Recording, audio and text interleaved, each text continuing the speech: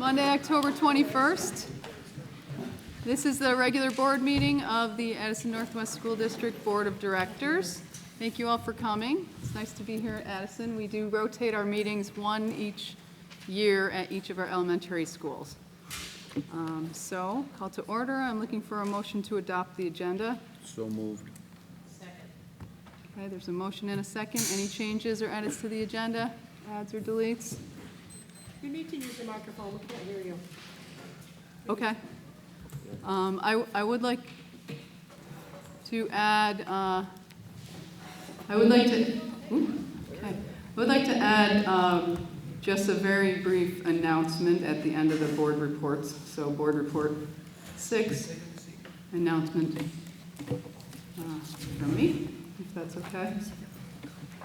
Everybody okay with that? So all in favor of adopting the agenda with that change, please say aye. Aye. Any opposed or abstaining? Okay, great. Our first item tonight is Board Education, Special Education Trend Report from Kara Griswold, our Director of Support Services. Do you want this? Thank you, Kara. Yeah, careful. Yeah, don't turn. Good evening. I'm going to try to keep this brief because I know you guys have a large agenda. My goal this evening is to give you an overview of where we are with special ed in our school district, Addison Northwest School District. Like Sue said, I am the Director of Student Services, and this is my 6th year. I also grew up and attended our high school and Harrisburg Elementary School, so a part of the community and came back to work here. So I thought I would start with what is special education to make sure everyone understands what it is before I go into some of the data around it. And this comes out of IDEA, which is our federal legal law that describes what special education is. And it has to be specially designed instruction that cannot be provided within the normal school setting. Outgroup EST is what we also call it. It has to cost nothing for parents for their children to receive special ed services. And it has to be specially designed, those are the key words there, in regards to delivery of instruction, modifying instruction, accommodating instruction, and meeting the needs of where each individual child is. So that is what the heart of special ed is, and the data that we're going to talk about all goes towards that. So I wanted to describe some of the ranges of services that our students, pre-K, so that's ages 3 through 21, experience in our school district. And some of these services are co-teaching, which is when a special educator and a general educator co-teach in a classroom, such as language arts, English, math, science, social studies. So all kids can be included in all areas of the curriculum. We have a very strong co-teaching model at our 7 through 12. And we've had different universities come in throughout the years and look at that model for incoming teachers. We also do pull-out services in all areas of academics. Speech and language services, we have school-based clinicians that are open to any students, not just students on IEPs. And those are clinicians that we contract with in the counseling service of Addison County to provide social and emotional supports for our students that may require those services. We provide academic support within the classroom setting, consultation services through general educators by school psychologists, SLPs, special educators, OT, PT. We also have nursing services for kids that have nursing needs. We also have occupational therapy and physical therapy provided within the school setting, and that is in regards to having the child access their education. And transitional services, these are for student services in the state of Vermont. And that is Addison Northwest District from 2013 to 2018. And we collect this every December 1st, and it's through our data system, which is Goalview. And you will see our current child count from last year is 130, and back in 2013 it was 170. So we are seeing declining child count numbers just like we are seeing declining enrollment. You will see the percentage of our special ed eligible students in the third column down overall versus against our ADM. Interestingly enough, the AOE hasn't presented the data for the last 3 years for us to compare ourselves to. The last data they have on file is from 2015. Do you know why? They just told me it wasn't available.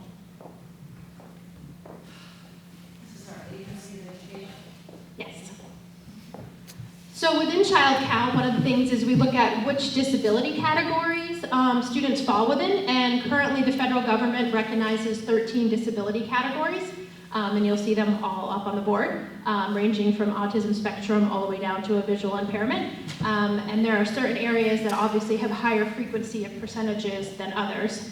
And the graph that you're going to see next is broken out by disability category of the 13 different areas in our data. And one of the big things that you will see for the past 5 years is a decrease in the number of identified students with emotional disturbance and an increase in students identified as OHI.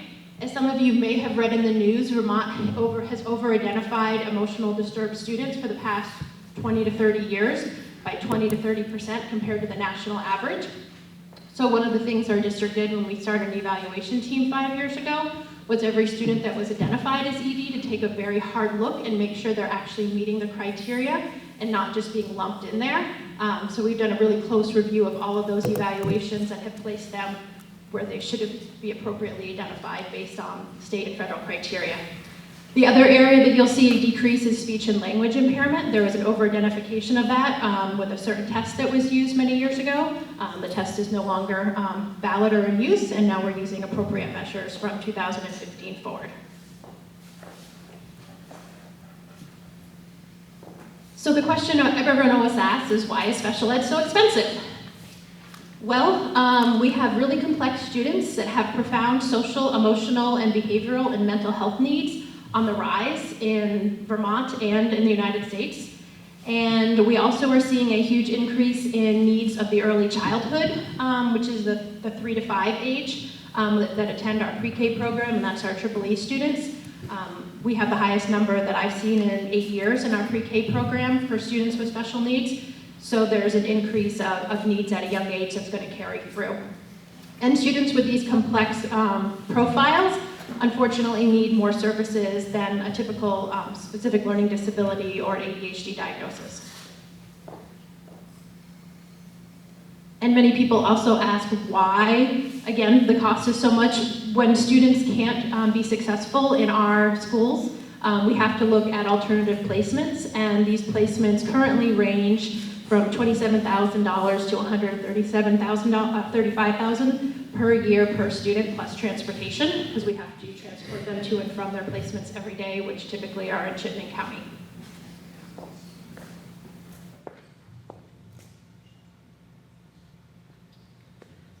So that also brings us to the budget the last 3 years. Within special education, there's expenditures and revenue. And you will see 17, 18, and 19, and you'll see from 17 to 18, we saw a slight decrease in special ed, and last year, with our final numbers for the audit, we had a slight $200,000 increase, and that was due to a couple unforeseen students moving in with needs, and we billed the special ed budget 18 months before the school year. Just so everyone's aware of what the revenue is made up of, it's federal grants, so IDEA B, the mainstream block grant, the local budget match, worksheet A, and worksheet B. So there's 5 different funding streams that make up that revenue piece for special ed. So that's really what the net cost is what the school district paid at the end.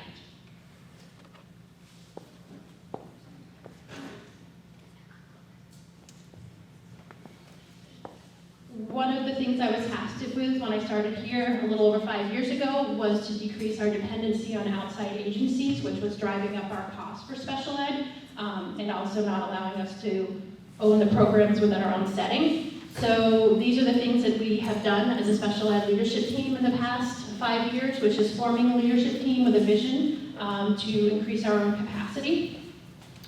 We have changed the way we provided OT and PT services. We've hired 3 school psychologists to do all of our evaluations, along with social emotional supports and helping with students on EST and 504s.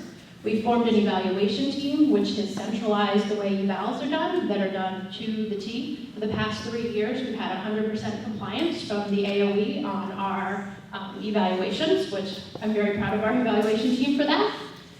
We have built our own capacity to serve complex students with behavioral needs, and a lot of those behavioral needs come from trauma. The opioid addiction is real and it affects our students, and that is what we're seeing in the school settings, and we're seeing a lot of developmental trauma because of it. We've expanded our co-teaching model, 7 through 12, so all students can be included in the classroom as much as possible.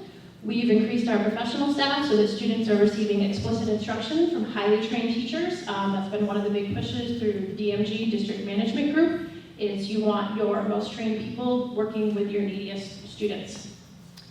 We hired an independent evaluator about 3 years ago to provide a multi-year plan on how to continually improve our services to meet the needs of all of our students. And this year, something I'm proud of is we consolidated transportation amongst the 3 districts. So all of our students that are going to out-of-district placements, we are working with Vermont Ride Network, and all of our kids that go to Baird from the 3 districts go north together to save money and resources, and it's decreasing our transportation costs and effectively using resources. The last piece is when we look at reconfiguration. I know this is a hot topic, but from a special ed perspective, there are some benefits. One of them is best group size for teaching instruction for kids with special needs is 3 to 5. A lot of our students are in 1 to 2 settings, so one-on-one, 1 teacher, 1 child, or 2 teachers, 1 child. And the research shows it should really be 3 to 5, so there could be that transfer of skills across settings and across multiple people. That would allow for that. We'd also be able to utilize staff to their expertise in grade levels. Currently, there may be 1 or 2 special educators in a school, and they're spanning all grade levels. If a person has an expertise in K or 1, they could focus there on literacy or math. We have a lot of experts in literacy, and it would be nice to put those in the early grades to close that achievement gap. We would eliminate the split staffing that we have to do among a bunch of the elementary schools right now, which would also then eliminate the travel expense that we're paying on a monthly basis. And it would effectively allow us to use our FTEs better. We have a lot of partial FTEs in different places, and it would be nice to have full-time positions or true part-time positions to meet the needs of kids. Questions or comments?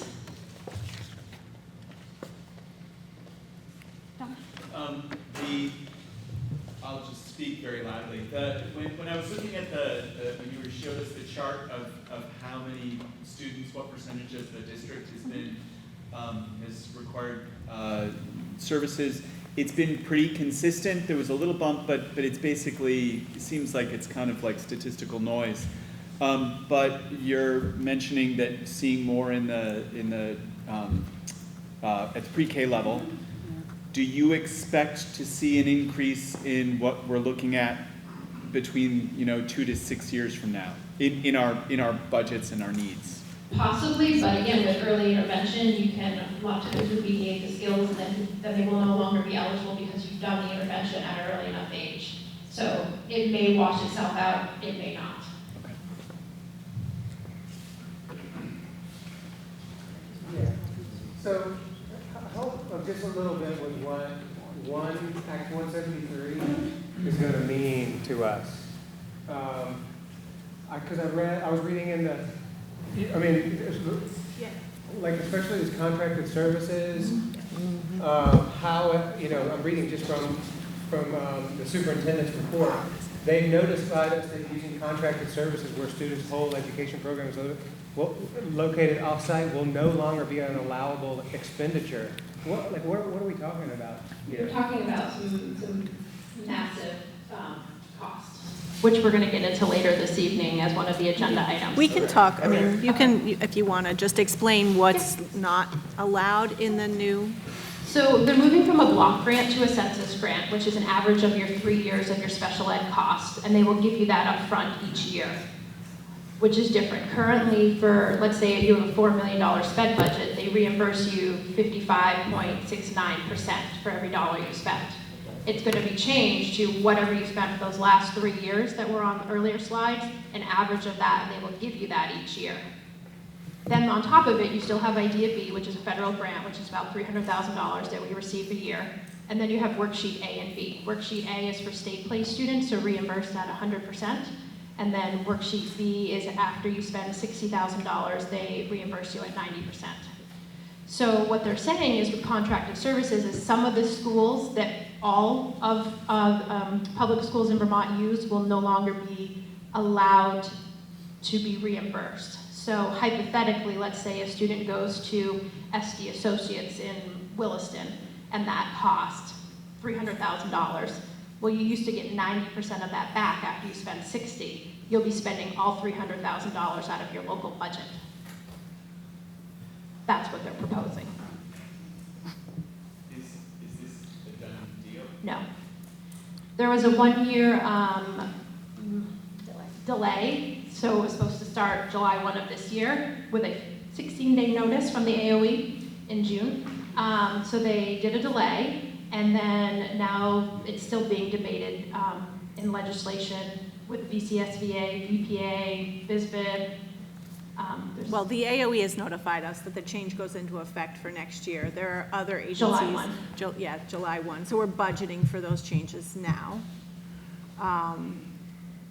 There are other agencies pushing back for clarification, and they're challenging whether or not it's legal to make these changes. So it could get a little tangled up, but I think for our purposes, for budgeting, we have to go with what we've been told by the AOE, which is to plan for these changes. Is there any way, I mean, should we be talking to our state reps? Or is it out of Yes, those? definitely. Yeah. I would say everyone should be talking to their state reps. This has huge ramifications for every school district in the state. Is there a name? Act 173. Just, They'll know. It's related to the excess costs, and we can follow up in writing. I think some of it is in the report that I just shared with you, but there was a memo that came out from the agency last June, 16 days before July 1, that we can share with you, as well as one that I think clarified some of the expectations going forward early fall.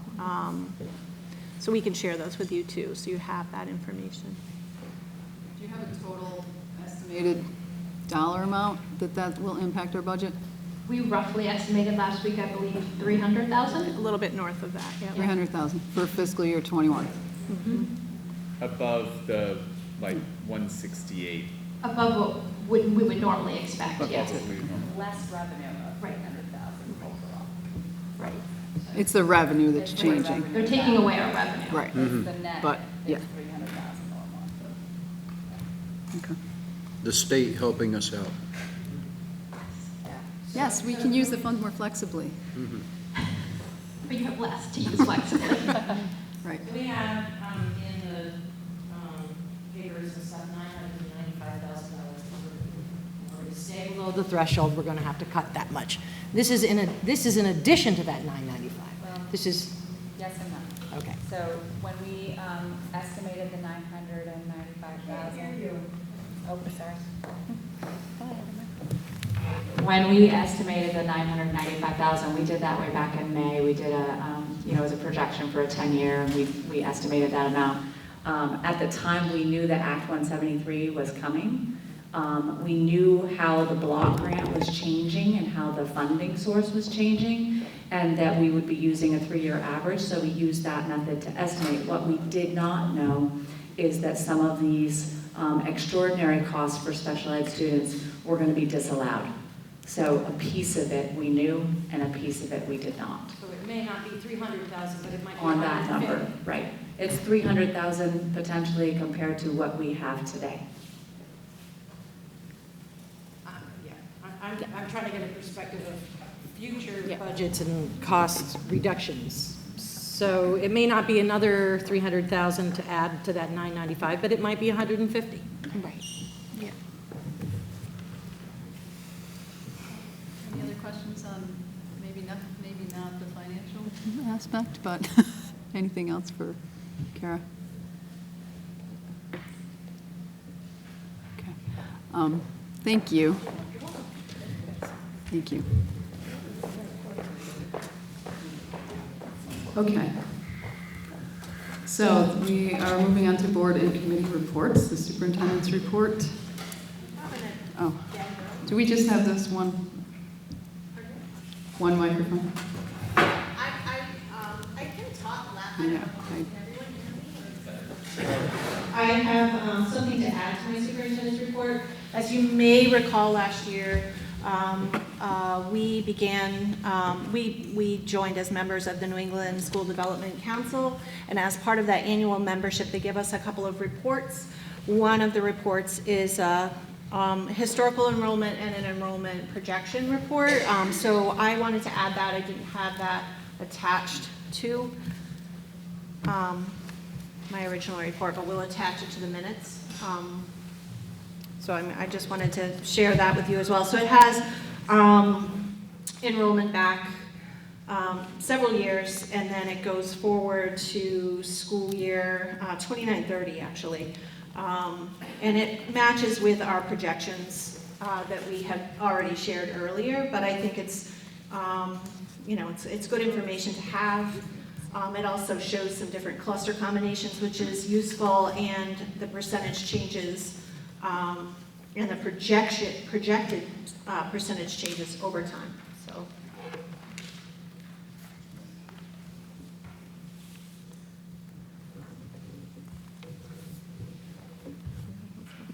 Sheila, do you want to read the quote from the demographer? Do you have it, Sue, handy? I do. Would you like to read the quote from the demographer? Sure.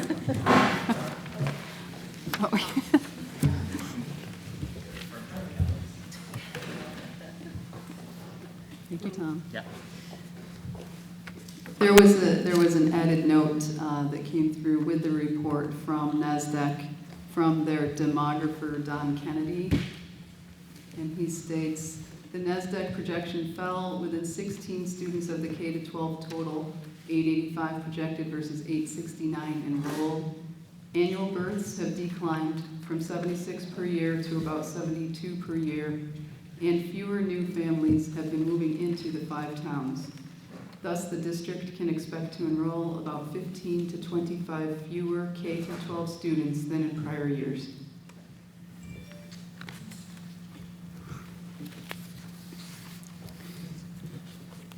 So do people have any questions about this or the other information on Sheila's report? She listed information about proficiency-based learning. Thank you for for organizing that training around race and equity. I think that speaks to something that Alder actually mentioned a few meetings back. So it's nice to see that we have teams attending that. And the Act 173 changes. What else, Sheila? The budget timeline. The budget timeline, continuous improvement planning updates, community safety planning, and hiring update. Was there anything else that you wanted to highlight, Sheila? Okay.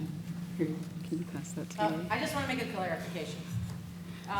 The FinCo meeting is the 13th of November, not the 5th. I'm sorry. It's in your timeline on the 5th. Oh, okay, thank you. You're welcome. I can update that right Thank you. live.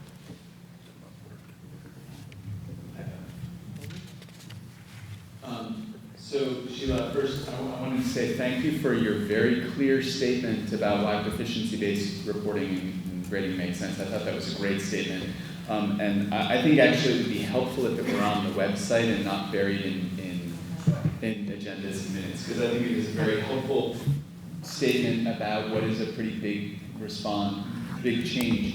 One thing that you pointed to that I think is consistent with my experience in going on college visits with children in the last 2 years is the idea that colleges are going to reinterpret the grades according to the profile of the school. They do this a lot, and I heard this over and over again at colleges and universities that I've visited with my students. They don't care what the system is, they encounter the system and they deal with it as, but it also puts a pretty important, as you pointed out, it puts an important weight on that key that the guidance office produces. And so I wanted to ask, have you Principal Taylor, whomever, Jay, been working with the guidance office to make sure that the key that is being used is actually sufficient for the changes that are being implemented? Because, Yes. Good question. The transcript that will reflect the proficiency changes is the high school seniors this year are using the same transcript that they always have. So the transcript for next year is the one that will be reflective of the changes. And yes, we've been talking about a feedback loop for that with the colleges and admissions counselors to get some feedback going forward. But again, it's as much just the clarity and brevity of the transcript itself as it is the school profile. So we will get feedback on that to make sure that ours is in alignment. And, you know, in looking at all the others in our region, they're all different than each other. And you can look at the profile, which gives you a lot more information. This is just an example of a profile to give the context around that graduating class and how the students' scores and grades and the courses they took fit into the context of that group of students that's graduating. Sheila, just a quick question. How, if the transcripts for students here are unchanged, how are those scores being determined? There's a conversion chart Okay. to crosswalk those scores. So the question is, how is it that the historical transcript is being used? And there's a conversion chart to take the new feedback they're getting from the classroom level and crosswalk it onto the transcript. Is that available? Mhm. Okay. Thank you. follow up. Actually, it's a related but slightly different issue to my question. A couple of years ago, we as a board approved a change to the way that the high school guidance office was organized, and we added an assistant principal and we added a head of guidance. And I don't think we've really heard much since then. And so I was wondering if in a future meeting, we could actually hear what the changes to the guidance office have been and how it's being managed, and you know that this remains a good administrative system for the high school. Yeah, we can bring back information for you on that and share that with you. I think the other thing I want to say too about the transcript and so forth, all of these topics, we are planning some community engagement specific to the transcript. We are bringing in a college panel, like a panel of admissions counselors at some point when it's convenient. They're very busy this time of year, so we're trying to coordinate and schedule that, but as well as other engagements. So our plan at this point, through the leadership teams at the high school level, the principal and Violet, we're trying to get the very first one on the schedule before the holiday break, so sometime in November or December. So these will be the topics that we invite the public in to talk about further and have the opportunity for back and forth, since the board meeting isn't always the easiest way to do that. Thank you. I have one quick question. You said local high schools all have different things. Has there been any coordinated effort to work with them, as many colleges review applications by region, and so it'll be less confusing for the colleges and offer greater understanding to those colleges when students are applying to have it synced with local high schools? So I know that the high school principals all meet regularly, and I think that they do share their changed transcripts as part of that. So to the extent that it's possible, I think to align those in format and otherwise. But currently, our transcript really looks nothing like the other area transcripts. So I actually think they'll look a lot more alike once these changes go into effect. Any other questions for Sheila on her report? Yep. So thank you for this explanation of your thinking around this particular issue. Do we expect that there's going to be some sort, that there'll be an evaluation of some sort later on in May, like we were able to get last year? A schedule, yeah. I think that is actually scheduled for later this spring, if I'm not mistaken. But yeah, so the answer is yes. Yes. We will learn more at the end about how well Yes. this is going based on some measures. Report and an evaluation are not the same thing. No. Okay. And so I don't want us to offer, I don't want there to be the implication that there's an evaluation if it is just a report. I don't know what the policy says. It is on the work plan for May 18th, Okay. proficiency-based learning report, but we need to check the policy to see. Not an evaluation, a report. Right. So here's a question that I have, or at least for another time or now, is Act 77 put proficiency-based grading with flexible pathways. And a lot of this is about proficiency-based grading and not that much about the relationship of those two together. Why do we need proficiency-based grading if we have flexible pathways?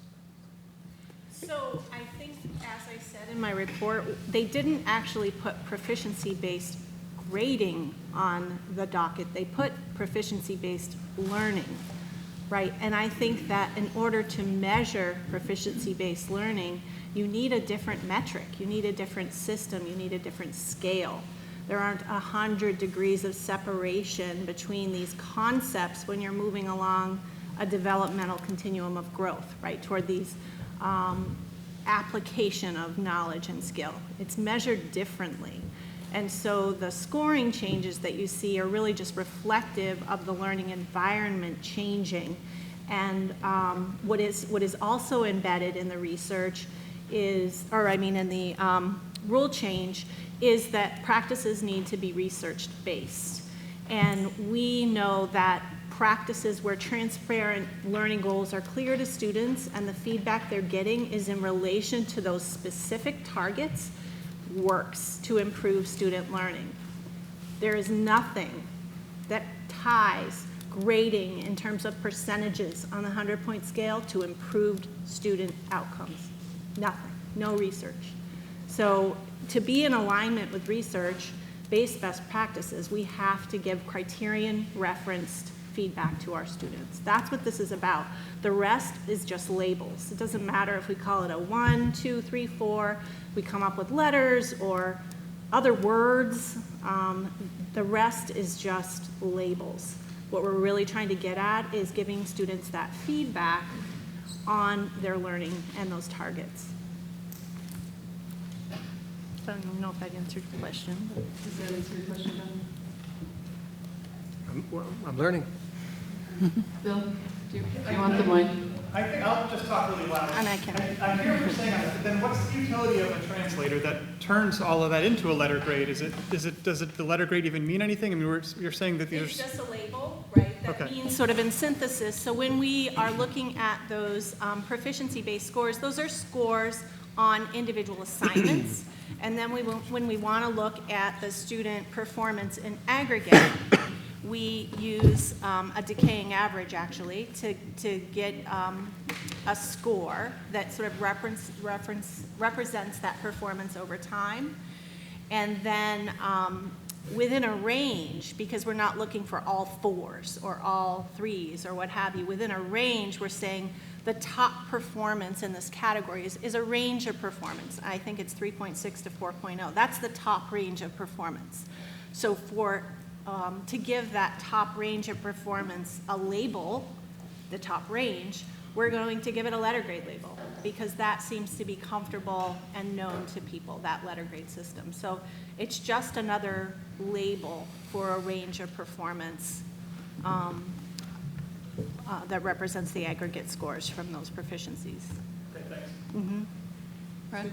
Just kind of big picture, how much of the grading system is subjective of the teacher's feeling versus objective, like an 84 would be an objective score. So How would you The answer describe to it? that should be none of it should be subjective. That's the point. It's criterion referenced. So we're saying this is the criterion, this is the performance. That's what it really means to give this kind of feedback. This is your work in alignment to that performance. So it's not important your work in alignment with everybody else's in the room. Your rank in terms of how well you performed relative to your peers doesn't matter.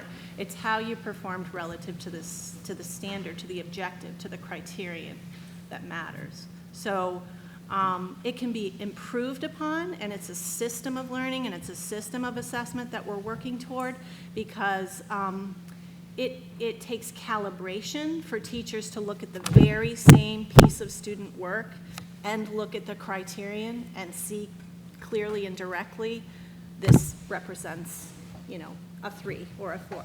So that process of calibration is where the professional learning for our staff comes into play. But considering where we've come from as a system, that's a huge improvement, because grading and reporting was often very subjective and very particular to teachers, especially when you're thinking about grading something, not in terms of right and wrong answers, that's pretty clear, but the application of these things, problem solving, integrative thinking, those types of things. I feel some concern from community members that there isn't always either a visible path or even a path in some coursework to getting a 4 for students, and I was just wondering if you could speak to that. So I'm not at the high school. This is what I think I understand from that, is that those cutoffs at 3 was when students were first learning a skill, and that those were based on formative assessments. And formative assessments, once assessed summatively, so do you know what I mean by that? So formative is just sort of feedback you get along the way. And once you assess that summatively, sort of at the end of your learning, the summative score overrides the formative score. So I believe that those scores that topped out at a certain range were given while students were learning the skill, and that once they were able to learn the skill, or apply the skill at a higher level, then that other higher score was available to them. That's what I think I understand about that. I know that in the spring you're doing a report on this, not an evaluation, and I appreciate the distinction, but I would encourage you to consider whether an evaluation of the public's understanding of this new grading system could be helpful, because, I'll state the obvious. If all of this is so foreign to parents that they're not, and even students, that they're not feeling like they're getting anything out of it, then that, I think, defeats a major purpose for grades. And I know when you and I met one time, we talked about, I think the analogy you used is when you see the report card, you want to know whether you're taking your kid out to dinner or, having a conversation about their grades. And so just to that end, I think some evaluation of the community's understanding of this, I think, would be helpful. So just take that for what it's worth, and thank you.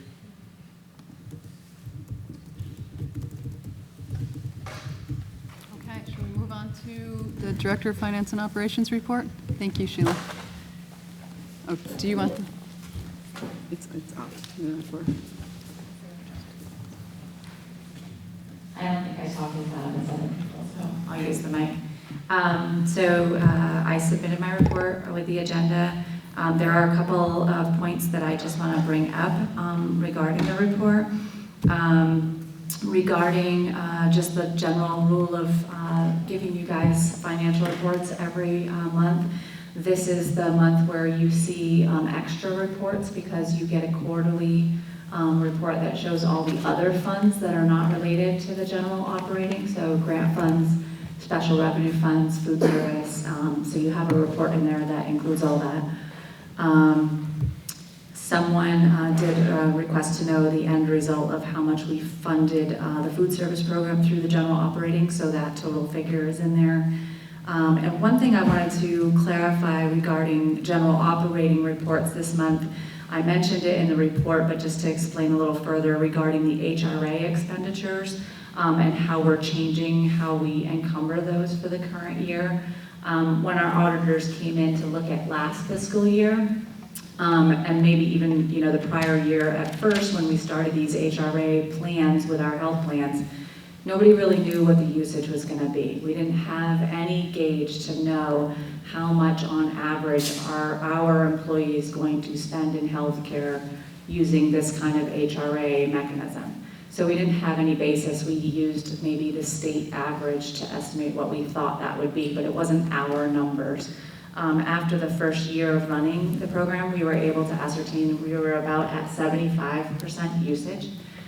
So in the year when we budgeted for FY20, that's what we had everybody budget. And when we encumbered, however, because we're so worried about overexpending, we encumbered based on 100% usage, like worst case scenario. And when we talked to the auditors about that this year, they recommended that we not do that because it perpetually looks like you're spending more than you actually probably will. And so they asked us to change that and basically budget in the same manner that we encumber. And so we switched that between the reports that you guys saw in August, for August 31st end, and this September 30th, we have switched that, so we are encumbering based on the 75% of the actual plans we have. So just to clarify that. We're busy working on the FY21 budget. We've started underway building the first round of a do-nothing budget. On this month's agenda, we do have 2 items that are up for board approval. And I just wanted to kind of go through what those 2 are, just to explain them a little bit if there's any questions about them. The first is a donation that the high school was actually given for stools. They're used to create a location for students to gather and work together in the turret section of the high school. The value of the schools is valued at $1,438.56. It was donated from School Outfitters. So we just want to thank them for that donation. The second item is our request for the board to approve use of the technology fund at Addison Central School. This fund was one of the original list of funds with surplus dollars carried forward from a number of years ago. We did some research on the fund and we found out that it originated in 2007. It was established by voters of Addison in a separate article vote. Funds were subsequently added by voters again in subsequent years, and in a couple of years some of the money was spent and then more was added. So there is a fluctuation back and forth of putting money in, spending money out. It was designated specifically for Addison students to purchase technology items that benefit them in their education. And the fund at this time has $6,098.84 in it. It has remained untouched for a number of years. I'm not sure that at any given time, maybe in recent years, that people were aware it was there and still had a balance until I started reporting back to the board those external funds. The technology department has requested a quote to purchase 20 iPads and cases for Addison students that are in grades K through 2. Currently, they have Chromebooks in those class settings, and they're used in the classrooms. They will be redistributed. So they aren't being discarded, they're being redistributed. The total cost of the proposal, and I think I attached the proposal to the agenda also, is estimated at $6,280 for both the iPads and the cases. So that means a slight amount, a couple $100 would need to be funded by the general operating fund for those student classrooms. And that's it. Just to clarify, the do nothing would be what we have in the past termed as level program? Level program, not closing any schools, not closing down any programming. Yes, and what would it cost? That's what we're starting with, yeah. I do actually have one announcement that's not in my report that I want to share, and I would say that I overlooked it in the report, but I think I might be in a little bit of denial, actually. We have a member of my finance team at the business office that has announced her retirement. It's Carol Anderson. She's been with the district for a long time. She does accounts payable, accounts receivable, many bookkeeping tasks. She tracks scholarships. So she's a very intricate part of our financial team and has a long list of history with the district. So it's going to be a big loss to my department. And I just wanted to publicly say thank you for everything that she's done. And we're going to be tapping her brain for the next couple of months. She's planning to leave us on December 31st of this year. Yes. Any questions for Elizabeth? Yes, Lori. So we have a deficit in the revenue projection of about 32,000 at this point.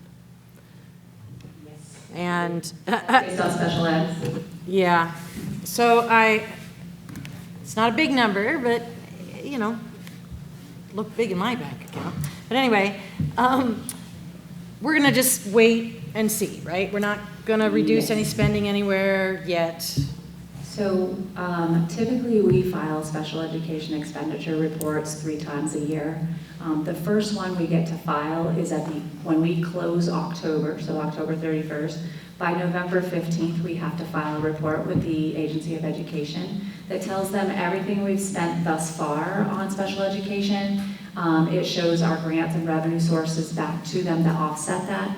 And then it shows us how much we will receive in revenue and reimbursement in that funding mechanism. At that time, it's a lot easier to evaluate where we're going to be with special education for the year. So I think before you run that first quarter report, it would be pretty difficult to try to make a decision about spending for the entire year until you have that at least under your belt to see what one quarter looks like.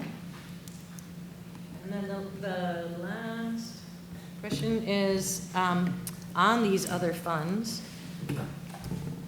they're negative.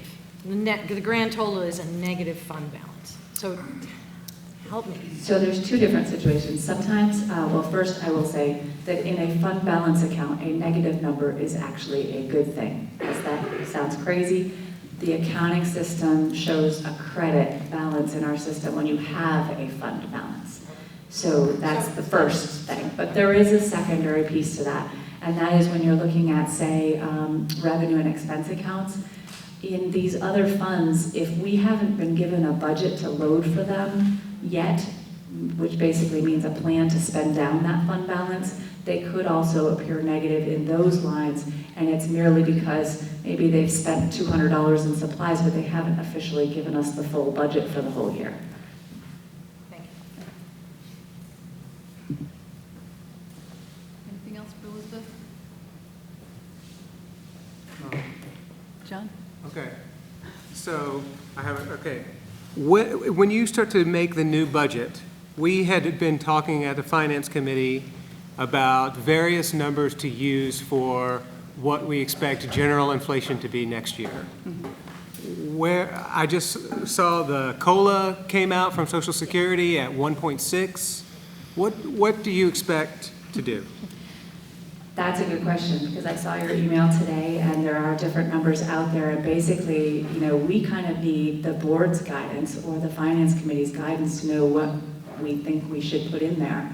The COLA does fluctuate. The other thing that fluctuates that we've looked at is the actual individual state of Vermont and their CPI. So I think that's important too, not so much nationally, but what is Vermont doing? So I think we should look closer at that, but we haven't made a decision about that. We don't typically make that decision. We try to figure out what you guys would like us to do. What is the CPI in Vermont? Do you have Right now, I think it's still hovering anywhere between 2.5 and 2.8 for Vermont. Wow, because wasn't it, the national's 1.7?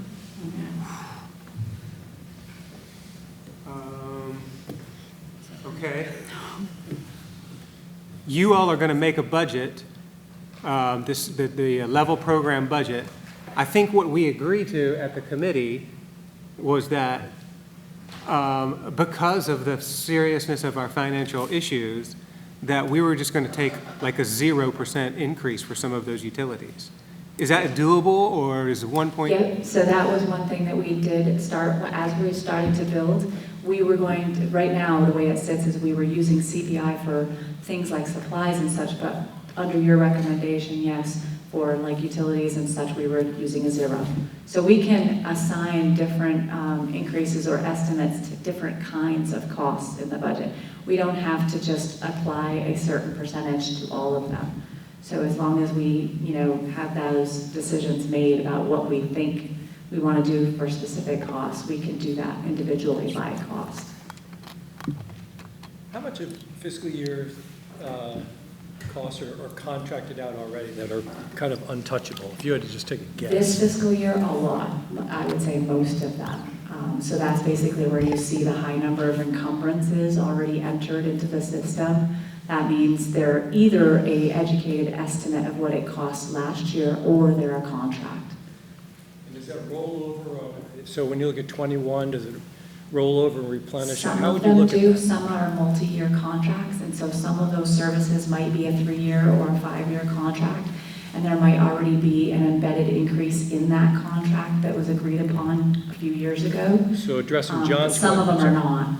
Yeah. So addressing John's question, you're just applying to the stuff that is The not stuff already. that is not contracted and Which does is- not have a existing contract increase, yeah. Thank you. So which categories was the committee exploring to put in 0 increase on? Utilities, it looked like Utilities? fuel, electricity. And is that That's what, advisable? it's hard to know what to do here, right? Okay, we have a serious budgetary issue that are facing. So, do we just sort of like go ahead and build budgets that expect normal inflation? Or do we just say like, okay, no, we have to hold costs. I mean, like, we're gonna have to negotiate, or I don't know what we're gonna have to do, but we're just gonna keep those at 0 or something like that. And given that we were a little uncertain about, like, the COLA had not been announced. I mean, we're just like, okay, let's just use 0 because, like, where are we going to go here? Someone could ask the question, though, would you rather use 0 for something like supplies or something like that? Because in theory with supplies, let's just use that as an example, no opinion in here whatsoever, but if you buy the same exact amount of goods as you did last year, yes, it will potentially cost you more, prices go up. But what if you don't buy as much as you did before? So there's a little more opportunity in those kind of lines than maybe with electricity, which is kind of out of your control, fuel somewhat out of your control also, just as an example. But. Yeah, I mean, you guys can talk about it. There are, as Elizabeth said, there's some expenses that we have more control over than others.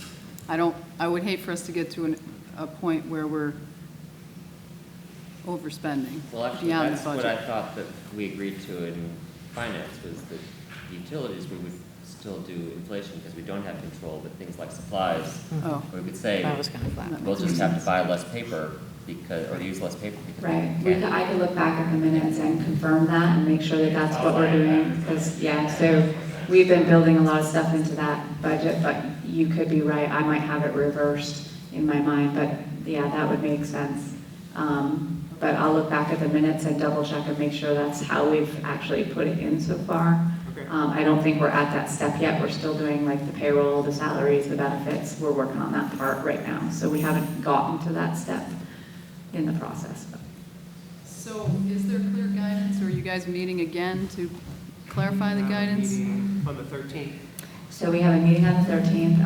I think the minutes do give pretty clear guidance, so as long as we just double check that before we go back and actual build in those costs, then that will be in agreement with what we agreed upon in that meeting. And then on the 13th, if there's updated changes or things we want to change, that's still time enough for us to make an adjustment. We could change a percentage for a particular expense. All right, anything else for Elizabeth?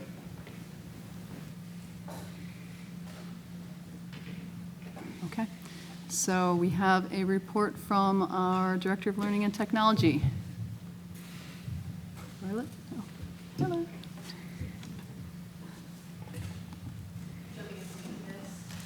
Is there something you'd like to highlight?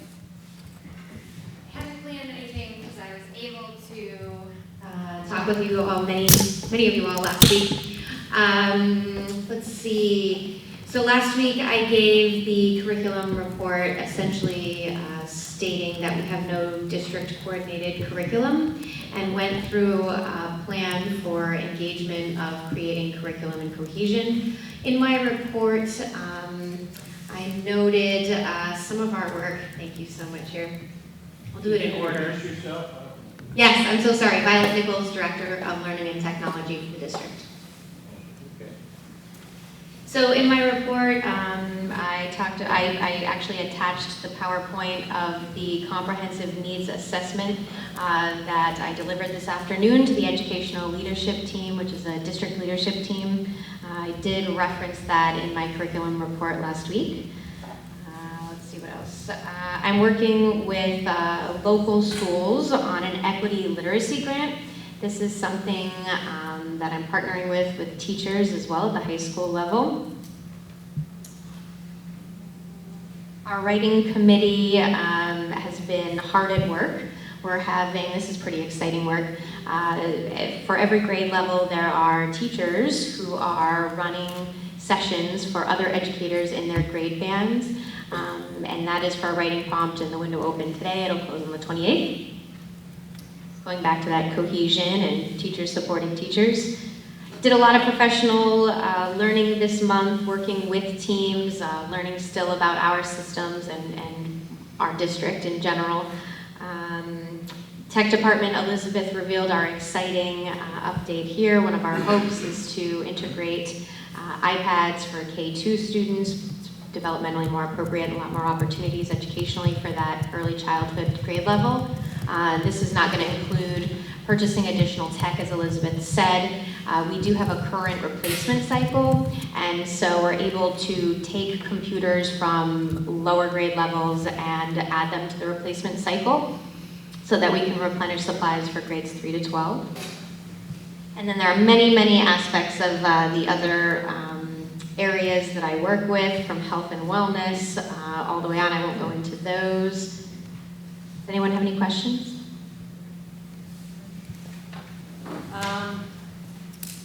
You mentioned a mentoring program? Yes. And I would like to know what that is. Yes, very good question. So every school district is required to have a mentoring program. This is for first and second year teachers. We have 2 mentor coordinators. They're at the high school level, and they work with mentors and mentees. Our program, there's a lot of opportunity for mentoring, and research indicates that new teachers who are in systems where there are strong mentoring programs are they're better in their practice. Retention is increased. There are many, many benefits of mentoring. And our mentoring program is more of a nuts and bolts and supervision and evaluation program overview, rather than really a supportive network where we're getting into best practice, watching one another teach, really getting into, it's not an indoctrination of who we are and what we do as a district. That's not a criticism of our mentor coordinators, that's just the current program that we have in place. So my hope is to revamp that. I approved surveys today that the coordinators and I chiseled out, and those will be going out to mentors and mentees so that we can get some feedback on what's working, what's not working, what could be improved in future years, as well as supports we can put in place for first and second year teachers for this year. And I should also note, mentors are about, they mentor for about 28 hours, and that is grant funded.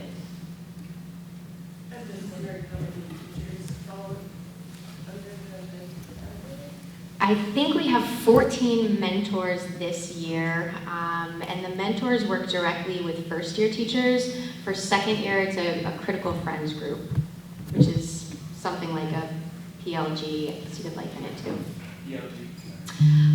It's a professional learning group, or a PLC, professional learning community. I have 2 questions. One, I really appreciated seeing that the report about the English language learner department. And I wondered just very simply how many ELL students we have. And my second question is maybe more complicated. It's about Power School and preschool. So I'm just the first question. Sure. Okay, so ELL, English Language Learners, we have one ELL teacher in our district. She services all of the students in all of our schools. So the question on how many do we have, as defined by whom? I mean, if you're talking WIDA levels, WIDA is an assessment that gives information on where a student is developing language acquisition.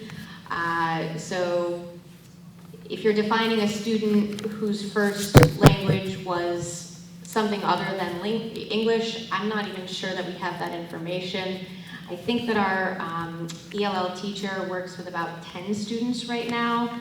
That is a number that fluctuates through the year, I understand. And you had 2 or 3 questions in there. I think I hit 2 of them. The second question was, I noticed you wrote in that the pre-K students were entered into Power School.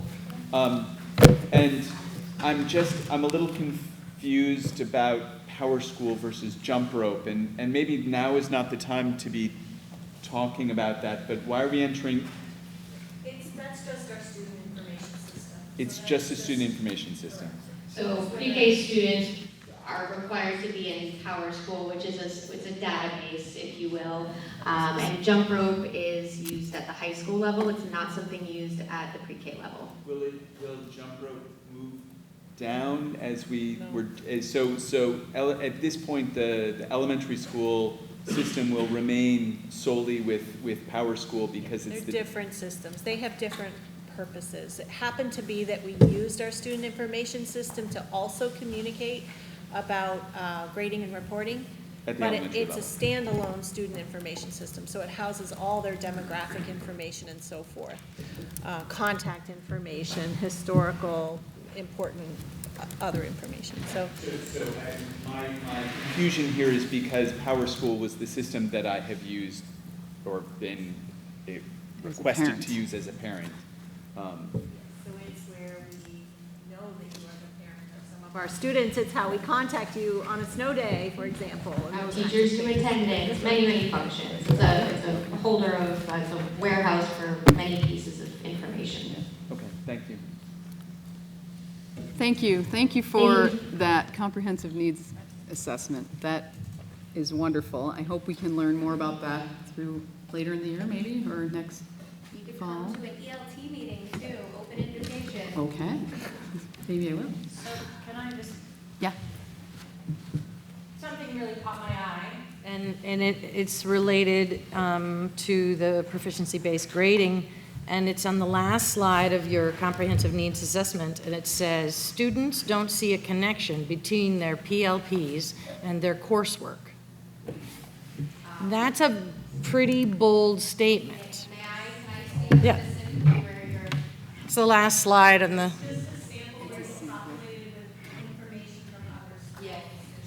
So considerations. I'm sorry? It says considerations there. So considerations, this is a slide that is talking about data and the absence of data. It's an example, it's not a statement about any of our students. Above it, you'll see another example, which is also a made-up example, which says 12 out of 17 students have an up-to-date PLP. So these are examples that I included so that folks could be encouraged to assess where we are in the process, but certainly not indicative of any of our district's information. You'll see there are other pieces on the slide too that are also for instances, so they're considerations, pieces of information you might look into as you're doing a data dig. Well, certainly that would be a very good piece of data to collect, right? It looks like it's an explanation of qualitative versus quantitative data, Okay. or an example of what. I guess I'm just saying, we should be asking our students. Definitely, Right. yeah, and if you look through this report, there are many examples of qualitative and quantitative measures, as well as ways that students are included in this process, and community members, and parents, and educators, and administrators. Okay, thank you. Welcome. Thank you. Next on the agenda is our student report. We have three of our 4 student representatives here. Reagan, Alder, and Una, thank you. You guys, would you like the microphone? Yeah. All right. Yeah, that's good. Okay, so, oh boy, we got a lot. It's been a while. Last month, so you're going with it now. I just speak loud, that's really loud. Okay, so we've started in with the school year, starting with many kids, 8 classes, sports, musical, extracurricular activities, needless to say. There's a lot on students' plates, and it's very confusing with the new schedule, and the new grading system has left a lot of stress, and on top of that, the number of B days we have had is disproportionately less to the number of A days, so that students are getting behind in their B-Day classes compared to their A-Day classes, and classes like driver's ed, students on B-Days haven't had enough driving days to meet the requirements to get their to get their licenses, which is a massive issue and has been causing some discontent. On top of that, questions around whether or not we're going to be having high honors and honor roll. We won't be having it until the next semester, but there's a lot of confusion as this has been rolled out to students with different information coming from different teachers and different sources. And while proficiency-based learning and grading is a learning process, it feels like information is not being communicated in a direct and understandable way to students nor teachers.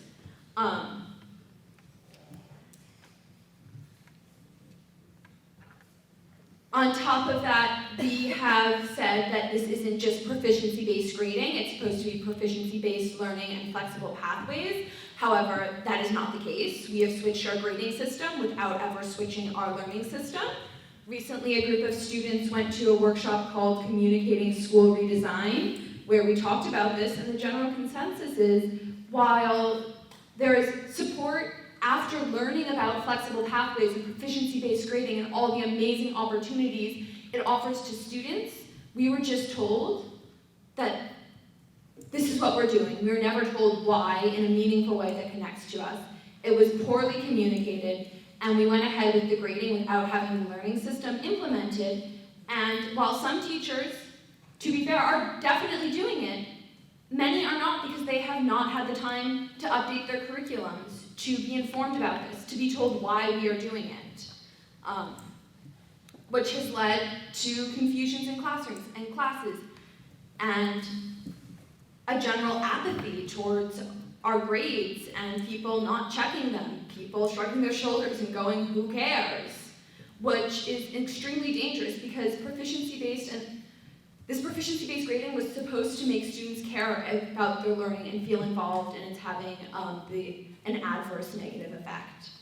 And then I just want to bring this up quickly. I know I haven't had time to talk to students about it because it was brought up tonight, but the cut in special ed funding.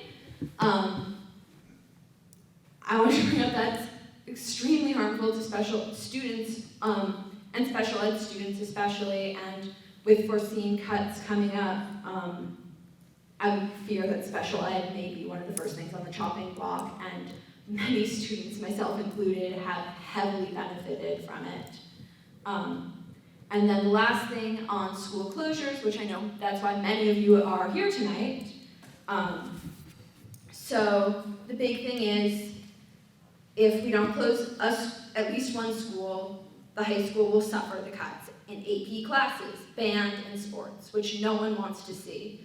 On the other end, we don't have physical room for 5th graders and 6th graders really at our school, because while we may have had a greater population, in the past, it was a greater population of 7th through 12th graders. You can have 30 ninth graders in a classroom. You cannot have, if you have 30 seniors and 30 fifth graders, you can't put them in the same classroom, and this will mean loss of things such as technology labs and literacy labs. Thank you. So I just want to address the comments on special education.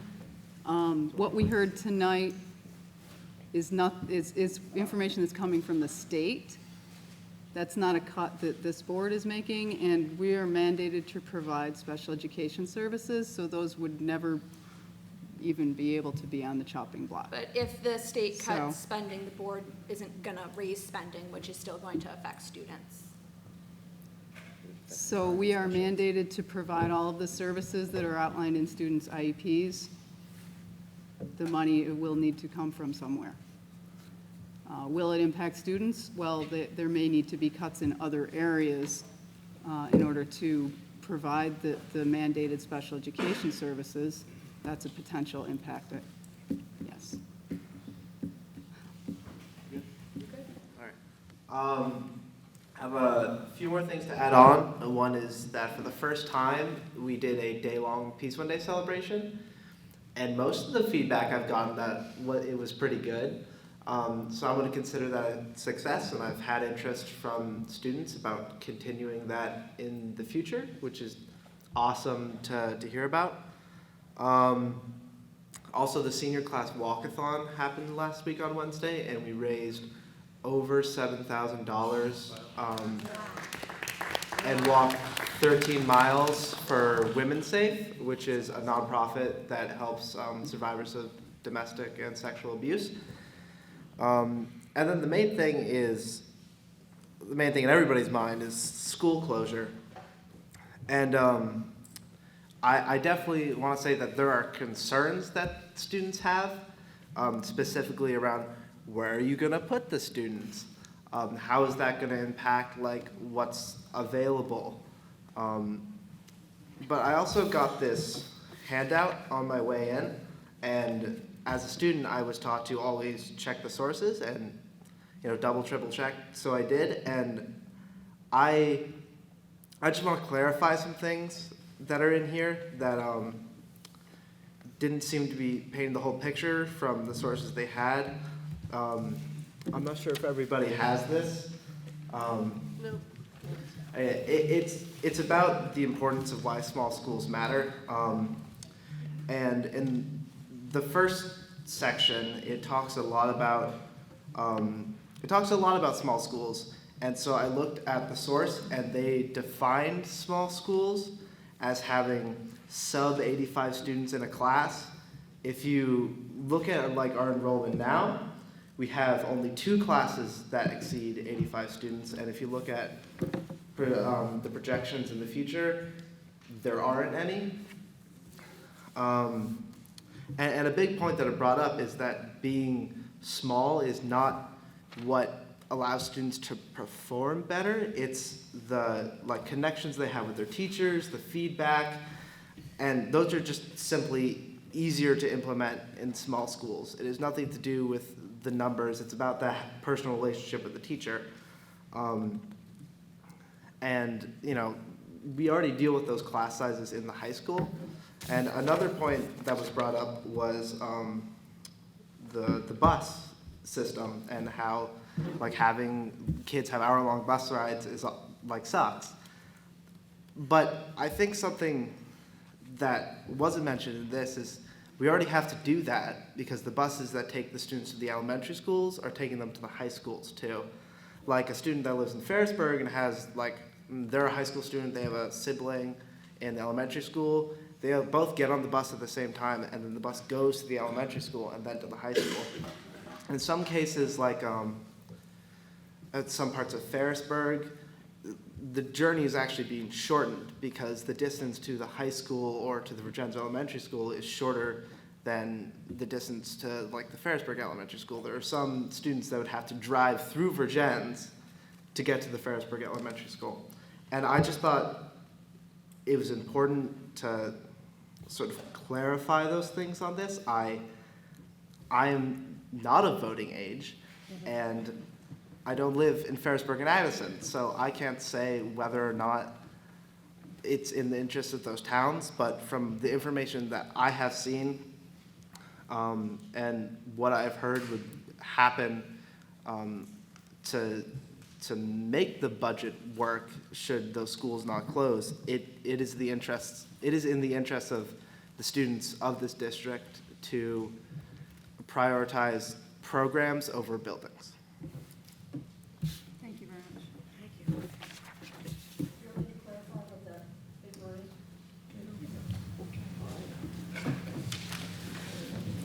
Okay.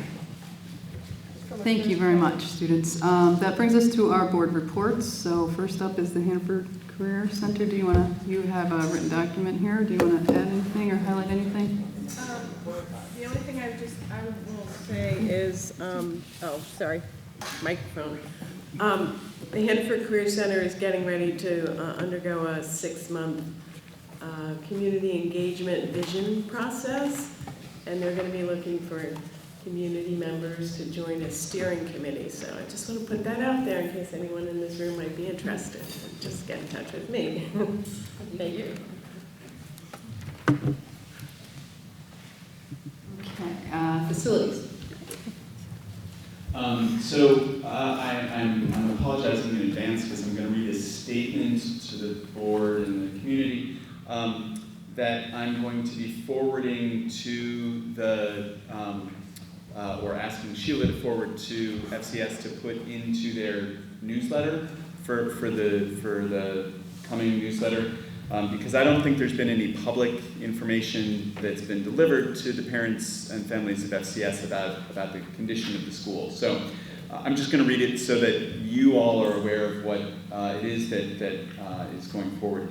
Update on water and mold, and I didn't finish it in time to put it into the report last week, my apologies. Update on water and mold problem at Ferrisburg Central School. At the end of August, much of the school community became aware that there were some problems with water drainage underneath Ferrisburg Central School, and there was concern that this had led to the emergence of a mold problem in the school. I'm writing to give you an update on the situation. What's happening? The basic problem is that underneath the school, but inside the footprint of the foundation, there are a series of small, about 3 by 4 foot tunnels that house a variety of pipes for plumbing and electric throughout the building. Because of the bedrock and the groundwater level, the tunnels have had moisture and standing water for a very long time. Because there is a heat loss from some of the pipes, the tunnels provide a good environment for the growth of various types of molds. This is a problem that is long-standing, perhaps as old as the building itself, but it only came to the ANWSD board's attention late in 2018, or rather the ANWSD district attention late in 2018 when a teacher asked Ken Sullivan, the director of building grounds and safety in the district, about a musty smell in her space. When he started to investigate, he discovered the standing water in the tunnels and grew concerned about the conditions under the school. Since that time, Mr. Sullivan has spent much time and energy trying to figure out the full extent of the conditions under the school and how to mitigate it. In April, Mr. Sullivan brought in a civil and structural engineering firm to determine how best to mitigate the problem. They suggested a solution that would require taking the pipes out of the tunnels and filling in the tunnels. The scope of this problem was brought to the attention of the board in August, the soonest meeting after Mr. Sullivan received the report, which was dated June 28th. At the same time, we have been tested. Since then, Mr. Sullivan, have been testing the air conditions in the school to make sure that it is safe for the students and staff occupying the space. The first test occurred before the school year started. Mr. Sullivan brought in an environmental consulting and contracting firm, KD Associates, to take measurements of the levels of mold spores inside the school and under different conditions before school started in the fall and several times since. He's also contacted the state of Vermont, both Workers' Safety, Vermont OSHA, and the Department of Health to see what levels the state considers to be safe. The conclusion of the first tests, because these are ongoing, there's some additional tests that have not yet been made. The report from KD Associates about the conditions in the school that are occupied by the students and staff were positive, meaning they're good.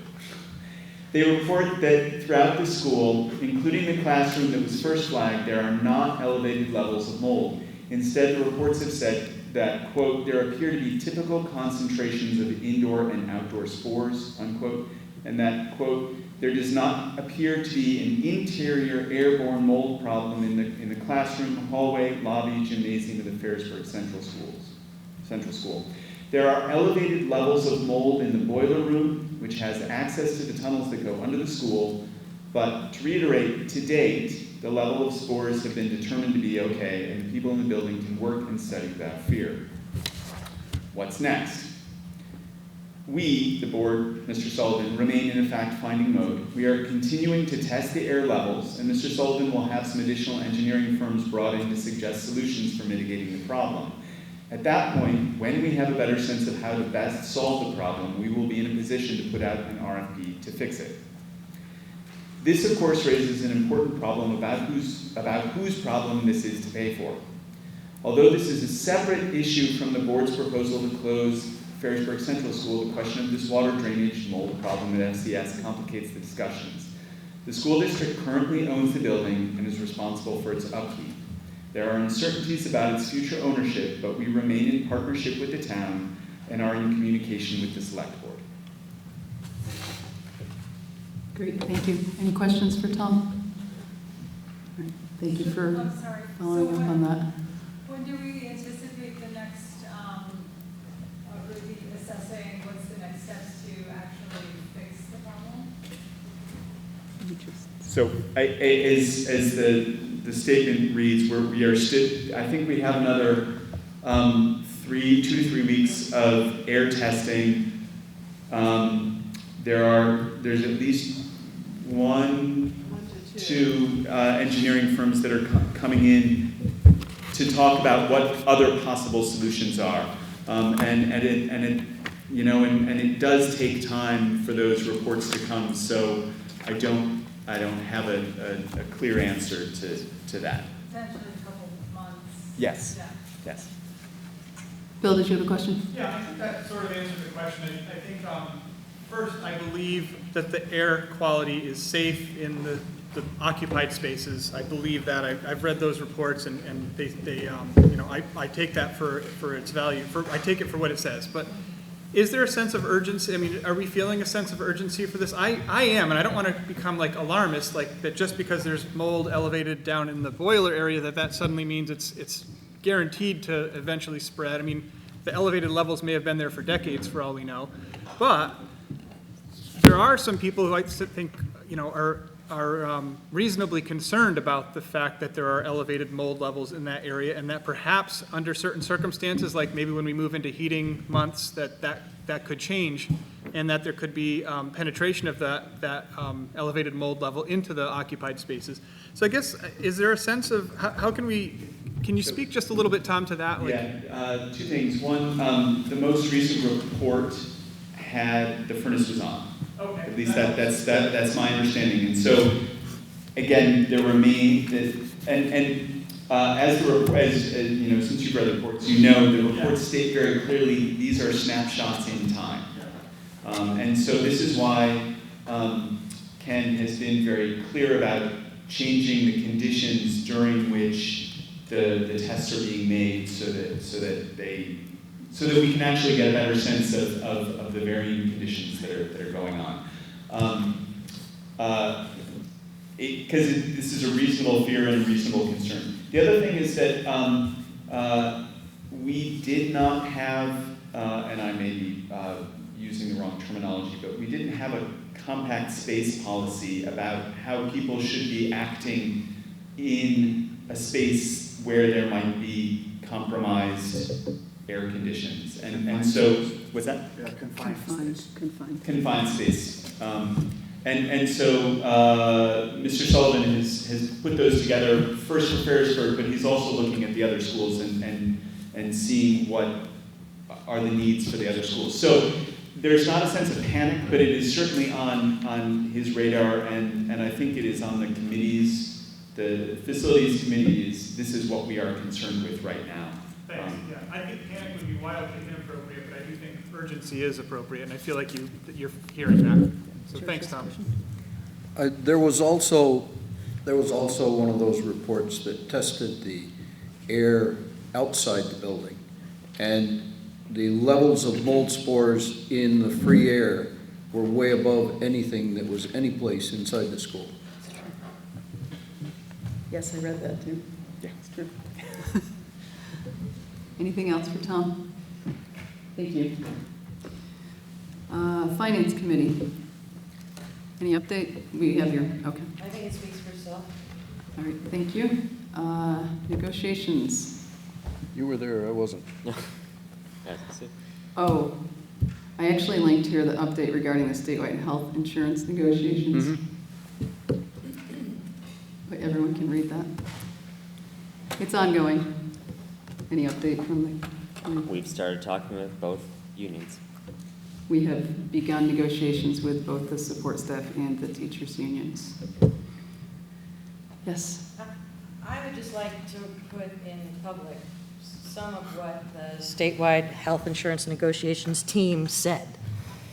Overall, while we remain committed to providing high-quality, generous benefits for our hard-working educators, we are also committed to meeting the goal of this commission by ensuring that these benefits are sustainable and affordable for Vermont's hardworking taxpayers.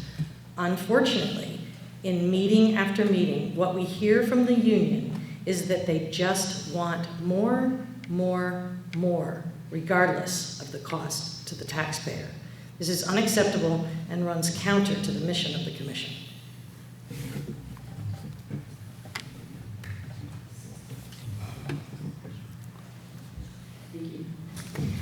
And Community Engagement Committee. You submitted a written report. I just want to point out, it's basically a summary of what we've done the last 2 months in one space. And we don't have a next meeting set yet. We ran into some conflicts at the end of November, so to be determined. Thanks. Yeah. November is a busy month at our schools with concerts and musicals, and there's a lot going on. Y'all have done an amazing job, that committee. I'm so glad you exist. There was a time period where the CEC was being questioned as to whether it should be a board committee, and I think we would be nowhere near where we are. This has been a really difficult situation for everybody, and Christina, you've done an amazing job. Well, yeah. Truly been a lot of people, so. It's true. And it comes across really well that it's been a community effort, so thank you. Okay, I added just an announcement here. I just want to announce to the board that we have rescheduled the grievance hearing for November 11th at 5 o'clock at the high school. So if you all can jot that down, and maybe we can send out a poll just to make sure that we do have a quorum. We can come at 5. 5 o'clock, November 11th, that's just prior to our next meeting, and that will be at the high school. Thank you.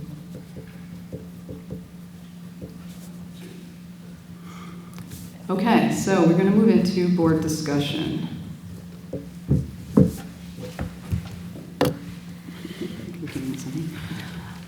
Okay, so we're going to move into board discussion about materials and preparing for outcomes of the votes that will be held on November 5th. We have, over the past month and a half, received a lot of input from our community, and we now need to regroup as a board and make some decisions. So I attached just a summary there of sort of where we've come, what we've been doing. Throughout this process, we've prioritized increasing equity, maintaining student opportunity, K-12, ensuring affordability, and expanding our middle school. We have acknowledged that the timeline for these proposals has been aggressive. We have acknowledged that we do not have answers to every question about potential reconfiguration, but we do know that we have 5-year financial projections for status quo operations. the costs continue to rise, the per pupil expenses continue to rise, and this do-nothing budget that we examined projects an 18-cent tax increase for next year. We have 5-year projections for student enrollment. As our larger classes graduate from the high school, our K-12 enrollment will fall by 90 students by 2024. We have estimates of what would be the minimum savings that would result from school closures and proposed relocation of students.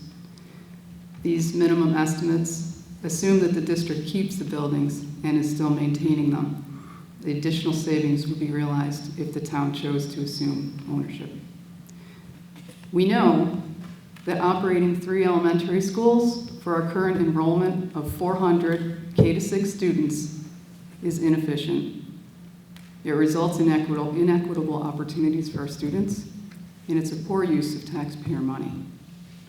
For the upcoming budget, we must do some combination of increased taxes, decrease programmatic offerings for our students, or decrease the cost of our operations. We know that last year the community barely supported a 9-cent tax increase. We know from our conversations that this board is reluctant to increase taxes or to decrease programming options that directly impact our students' quality of education. And that is why we decided to ask the voters' permission to close buildings to decrease our cost of operations. We also know that it's inefficient to operate the high school for 350 students, our expected enrollment in 2024. We have discussed adding students, programming, and offices to that building. It is the district's most valuable educational facility.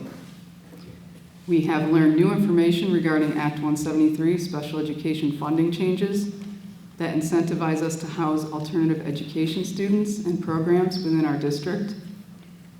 We know that through C40 policy change, students can be assigned to different schools than they currently are. We know that the current CPI is 1.7 in Vermont, quite a bit higher apparently, 2.5, and that the COLA expectations for 2020 are 1.6%. We will be preparing a postcard, presentations, video to inform our voters before November 5th. So this conversation right now is to decide and to clarify on these documents, where will students attend school if 2 elementary schools close? Where will they attend school if 1 elementary school closes? Where will they attend school if no elementary schools close? And if that's the case, will the board find other ways to decrease the cost of operations? Or will the board increase taxes or cut student programming? So, I think to begin, we can kind of go around and see where people are feeling in terms of putting out this current budget that's going to be going out. Do we think that it is responsible and acceptable to increase the budget? And if so, by how much?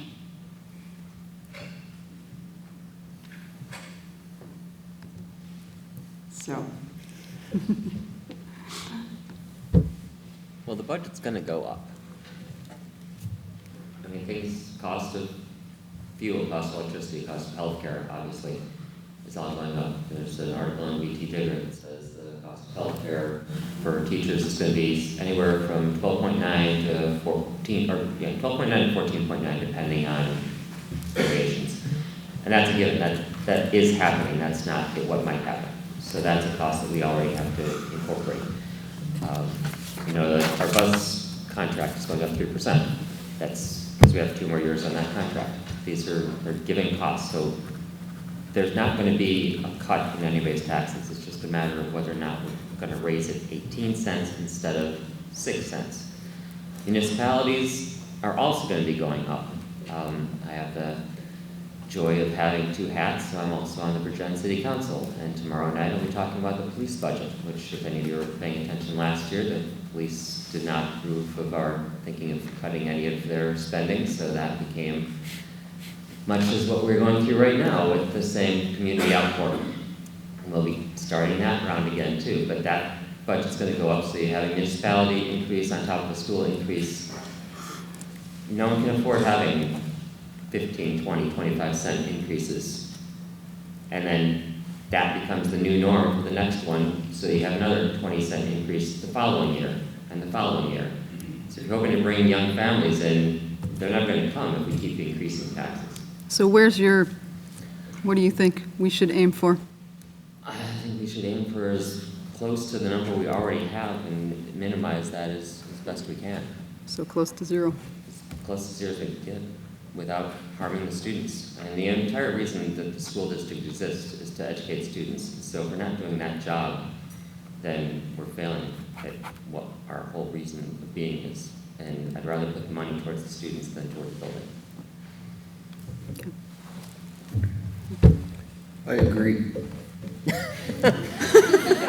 Why should I say a whole mess of stuff when you said it already? Oh, sorry, Tom. I thought you wanted to talk. So I've had so many conversations with so many people, and it is clear to me that the majority of the people that I talk to say keep our taxes at a reasonable rate, keep our taxes low. And there's another issue here, and that is, what are we doing as stewards of the taxpayers' money that we would allow ourselves to incur an extra penalty above and beyond what we would expend by raising taxes to keep programs? And I would be willing to entertain some level of tax increase. But last year, I begged people to hang on with us for one more budget so that we could maintain programs and keep every single program at the high school, at the elementary level. And they won't do it this year. And so I am at the position that I believe our taxes need to come below that threshold.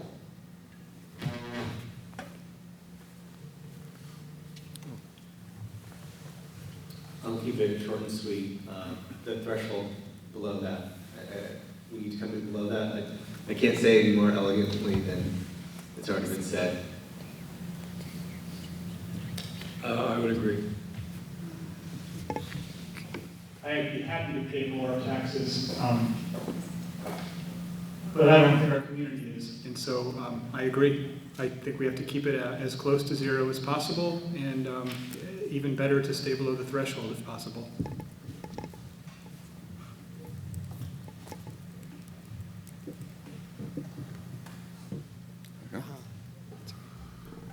Yeah, we're in a tough position.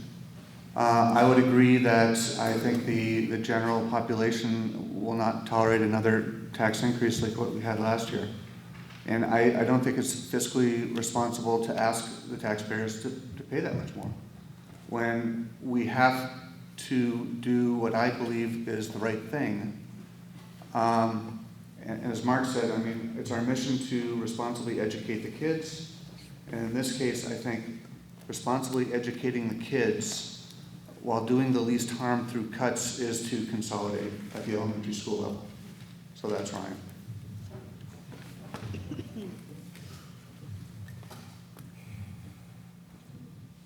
You can go first. Just to echo what you were saying, George, I think there are actually some real benefits to consolidation educationally. I think, my apologies, I think there's real benefits to consolidation educationally. I think that bringing all the students into, at a single grade, into the same place so that teachers can communicate with each other more more easily and effectively, means that we are in a better position to provide the equity that we've been concerned with and hearing about. So I think that actually, I agree with the tax part and the need to keep the taxes low, but I see real positives coming out of the pain. Oh, let's see, I wish there was some great thing I could add to this conversation, you know? I mean, I agree with Bill. You know, paying more taxes would be awesome, and we could just do the best thing we could for every single kid. But I think we pretty much have faced the writing on the wall. But I do think that however the votes turn out, that all of us are really dedicated to come up with a plan that's gonna be about the students more than the actual buildings, and try to do the best we can there. Anybody else down there? There's Alder there. I just want to echo what Tom and Mark said. In my experience, in 7th grade, there was a decent amount of time that was just spent with different schools playing catch up with the other ones, and it was a wasted time for some students, and I think that consolidating the schools will help minimize that. And as a student, when I'm applying to colleges or when I'm thinking back on my education in 5-10 years, I'm not necessarily going to remember, like, wow, I had a great freshman science class. I'm going to remember, like, the extracurriculars and the, you know, the alternative programs and the music and the sports. And I think that is just something that is tremendously important, and I think it's in the interest of students to preserve that as much as you possibly can. I'm just going to echo what Alder said. Again, that preserving programs is the most important thing to do, and feels kind of like a firing squad looking at the budget. But ultimately, we can ask whether we're going to invest in lower taxes or invest in not only our future as students, but the future of our community. Because it is these extracurricular programs like STEM outreach or maker spaces or after-school sports programs and leadership and the fusion program that are developing our next generation of doctors and innovators and farmers and people who will be supporting all of our livelihoods in the future. And no one's going to want to move here if the school is bad and it doesn't offer extracurriculars or things outside of just the bare minimum requirements. You know, our problem is that there aren't students in the school and costs are rising. You know, the more you slash at the programs that make a school experience exceptional, I think the worse that problem is going to get. I agree. Thank you.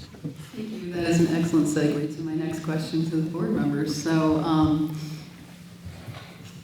if we have all just voiced that we don't want the budget to go up dramatically, in fact, more than half of us, I think, voiced that we would like it to go down because that's where we meet the threshold. If we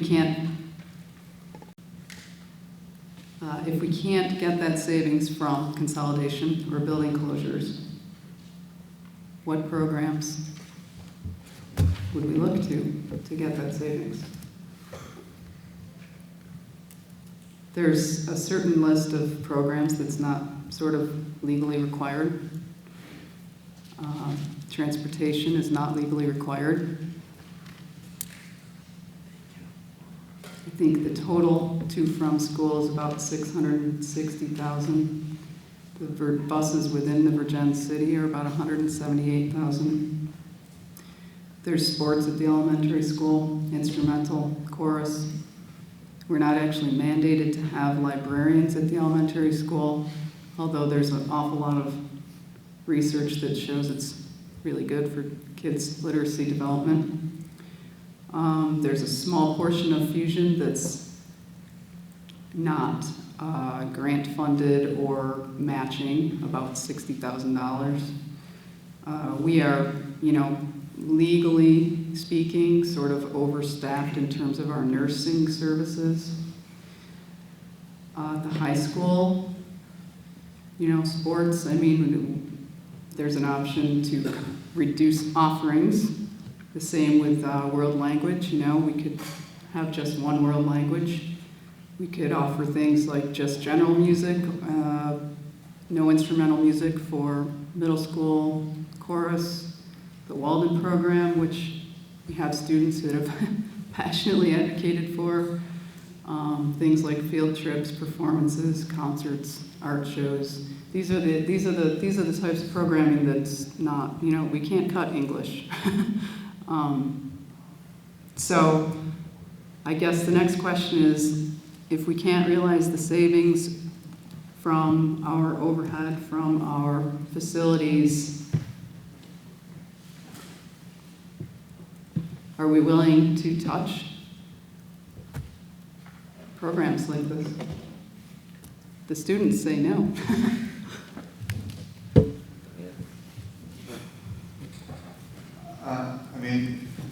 First, I think the question's a little hard to answer without having sort of a line item set of numbers, that cutting sports would save X amount and so on. I do want to say, though, that while the board does not have the authority to close down a school for this coming year without a vote, my understanding is that we could begin the consolidation process through policy change. Through policy change, exactly. In other words, we could move 6th grade to the high school. We could consolidate a number of grades in one building, regardless. So I would certainly suggest looking at that to the extent possible, followed by, if we got to have, buses is $600,000, that would be my number 2. So, and that, I understand that would be a huge hardship for people, but again, I would put cutting program last. It's my personal opinion. Yeah, the transportation is probably one of my high ones that blows a hole right in our equity because it makes it really difficult for a lot of people to get to school then, but that's a huge number to bring down. But the thing to keep in mind is we're staying at level and we need to cut $1 million this year. Next year we need to cut $1.3 million or $1.4 million. The easy ones like busing, which is not easy, are gone. That's a one-time cut. So next year we have to find what else we're going to cut. So $1 million here and then $1.4 million next year. Now we're talking about what would we take if we had to get rid of $2.5 million this year, because that's where it'll be in 2 years. So it just keeps rolling down. The number keeps getting bigger. We get to 2024 and it's what, $2.5 million we have to cut. By that year, we just keep doing nothing, which means there's nothing left. We'll have buildings with nothing happening in them. So, but for the first year, the biggest number we have that can get cut would be transportation. So there's 660 right there. I don't know about the other 350. I'm wondering if there would be a way we could say, okay, math department, you got to cut 1.5%. Okay, English department, you got to cut 1.5%. Okay, Walden, you got to cut 1.5%. Right down the line. I'm wondering, I don't think we've ever really done anything like that.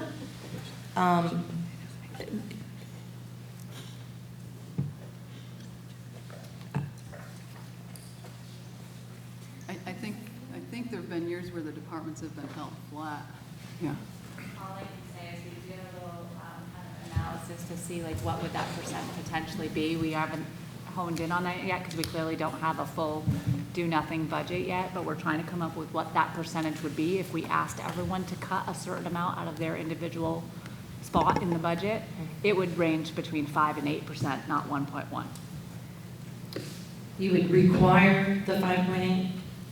Between Because- between 5 to 5 and 8. We are not sure where it ranges yet because we haven't built that do nothing budget in total yet. But our estimates would indicate it's not a 1.1% per department if we were to distribute it evenly amongst all departments and all schools. It would be between 5 and 8% per area of the budget. To come up with an aggregate 1.5%. That cuts you the $1 million. Because there's so many untouchables. Right. Because there's things you can't control. There's health insurance costs go up X, so they'd have to come up with more in their individual line items than what the overall percentage increase is, if that makes sense. Can you quickly give me an idea of what an individual department budget might go for, just to help people envision what that is? If we're cutting department budgets, just to give community and board members an idea of what that looks like a tangible. Well, let's just use a program like, let's just say like Walden, for instance. That's a specialized program for students. The people who are in charge of the Walden program. Hang on one second. So let's imagine that we are talking about one particular program, the Walden program at the high school for specialized learning for students. Let's imagine that they are tasked with cutting 5 to 8% out of their budget. The people who run the program are actually employees of the district, and they have a salary and benefits already embedded. So unless they're going to cut one of themselves out of the entire budget, you're not going to see a huge ability for them to decrease a budget. They're only in power of controlling transportation, maybe, if it's not a contracted, home to school transportation, which is already contracted. If it's like field trips, professional services, other learning opportunities that they're providing with those professional services, supplies, books, those kind of expenditures, they would be looking into their individual lines and trying to find a place to cut. Administratively, it's more of, trying to cut FTEs is where you're really going to get the largest amount of savings in any given budget. So if these individual departments are asked to cut 5 to 8%, they're not going to necessarily be cutting FTEs, salaries, and benefits. They're looking at their own individual lines. And they have a lot less control individually on the major costs of the school district. Those are very small numbers.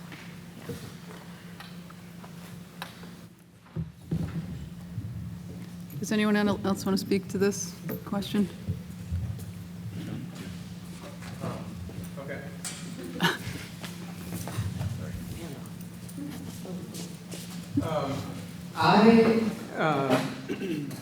I'm willing to go to people in Virgins and talk about busing and talk about transportation and to get real with a number of people about this issue and that perhaps there are some places to cut transportation in Virgins, a walkable town.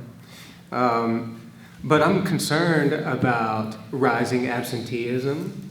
I'm concerned about families who may not have the luxury to be able to stop what they're doing and drive their children to where they need to be, and the burden that they might take. So there's a certain amount of transportation that I'm willing to go for, but that's it. But there's a boundary to that, just these choices are just an impossibility for me. I'm sorry. I mean, I am not for cutting these programs. I'm not for cutting these programs for kids. I'm not for raising taxes by 18%.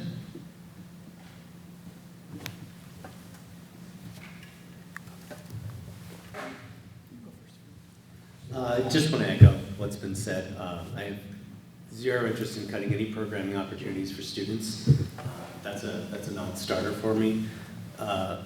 Likewise, I think some selective busing reductions, particularly within Virgins, where it is a potential walking community, is an area to look at. Cutting from departments, again, seems a little short-sighted. Based on my experience as a teacher, that's almost laughable to say that you would be cutting your budget department, because there's generally not much to work with to cut, as Elizabeth was saying. But these solutions, these selective bus cuttings, even cutting from department budgets, to echo what Mark said, it gets us through, maybe gets us through a year, but it doesn't really solve the problem long term. And I don't really want to envision what our schools would look like and the quality of education they'd be offering if we had no librarians at the elementary level, or if we were removing some of these programs that make the schools worth coming to. I don't think it's providing the solution that the community has been talking about. I think it exacerbates the problem. More than closing a school would exacerbate this problem. Thanks, Keith. I was hoping you'd keep talking longer because I'm really not sure how to say this, but I could ramble forever if you need me to. No, maybe I'll hand it back in a minute. I think I agree with everybody that we, going after programs, if we were to get a situation where we have 1 or 2 towns vote not to close their school, and then that puts us in a direction of trying to find the cut somewhere, I'm like I think what all of you have said so far, I'm not in favor of going after programs. Even going after busing, just doing it in Virgins, even that, I think I'd like to see us only touch that after we look at some other alternatives. And one of those would be, somebody had mentioned this, that even if we have a situation where, let's say, Addison votes to keep their school open, I think we need to be really clear, if that is what happens, are we going to say right now to Addison that means you're still going to have K through 5 here as you always have? Or are we going to say, there will still be some education in this school, maybe alternative education in compliance with Act 173 or something like that. Because that's where I'd like to see those savings happen, with beginning consolidation where we can. I'm not in favor of a 2-school solution right now for our district. We've spoken about that. I've given reasons why. I'm not going to rehash that now. But I am also not in favor of a 4-school district. And so if there are ways that we can frame this so that we're clear with the voters what will happen if if we get yes or no vote scenarios. And I know Sue is trying to, that's what this is all about. That's what I'd like to see happen, that if we could first go into options that look similar to scenario 5, but with Addison Central School being for alternative education, or perhaps only having 1 or 2 grades, and then seeing if there are savings that could be appreciated there, and then and only then going after things like busing, athletics, or academic programs. So that's my 2 cents. None of these sound exciting to say, but once we get through all of this difficulty, I hope there will be room for us to get excited about what comes before us and our students. And it's hard to see that right now. Thanks. I said 18%. We expect an 18-cent increase. Thank you.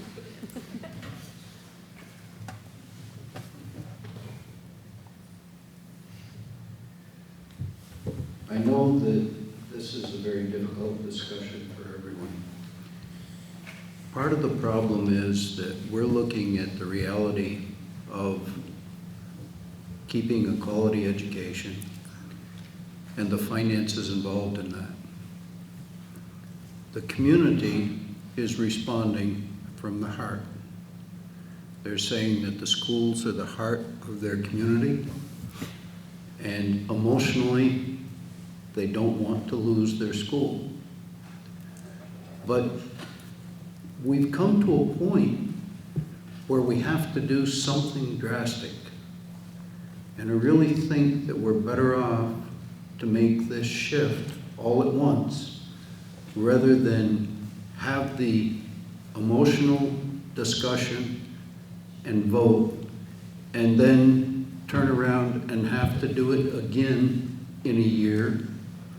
Or maybe at that point in time, the board has the authority. The board might just do it by itself.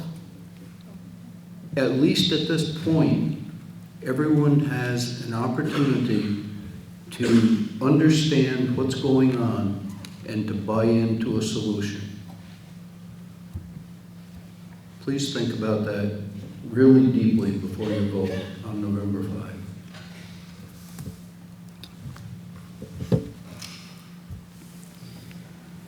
Okay, let's talk about middle school a little bit. So did you want to talk about programming cuts? Yeah, I Okay. did really quickly. Sorry.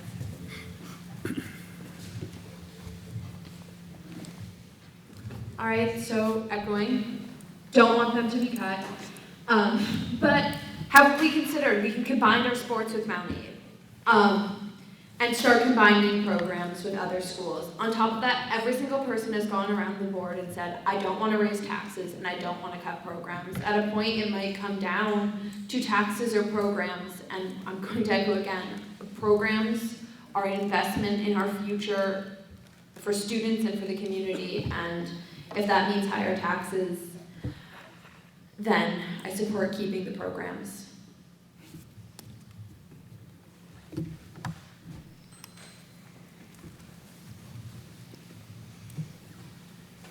So we have talked about middle school. It's come up here that, you know, we have a policy that right now says where our where our students attend, what are their home schools.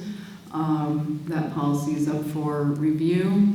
We can decide through that policy to move 6th grade or 5th and 6th grade up to the high school building to enlarge our middle school offerings. So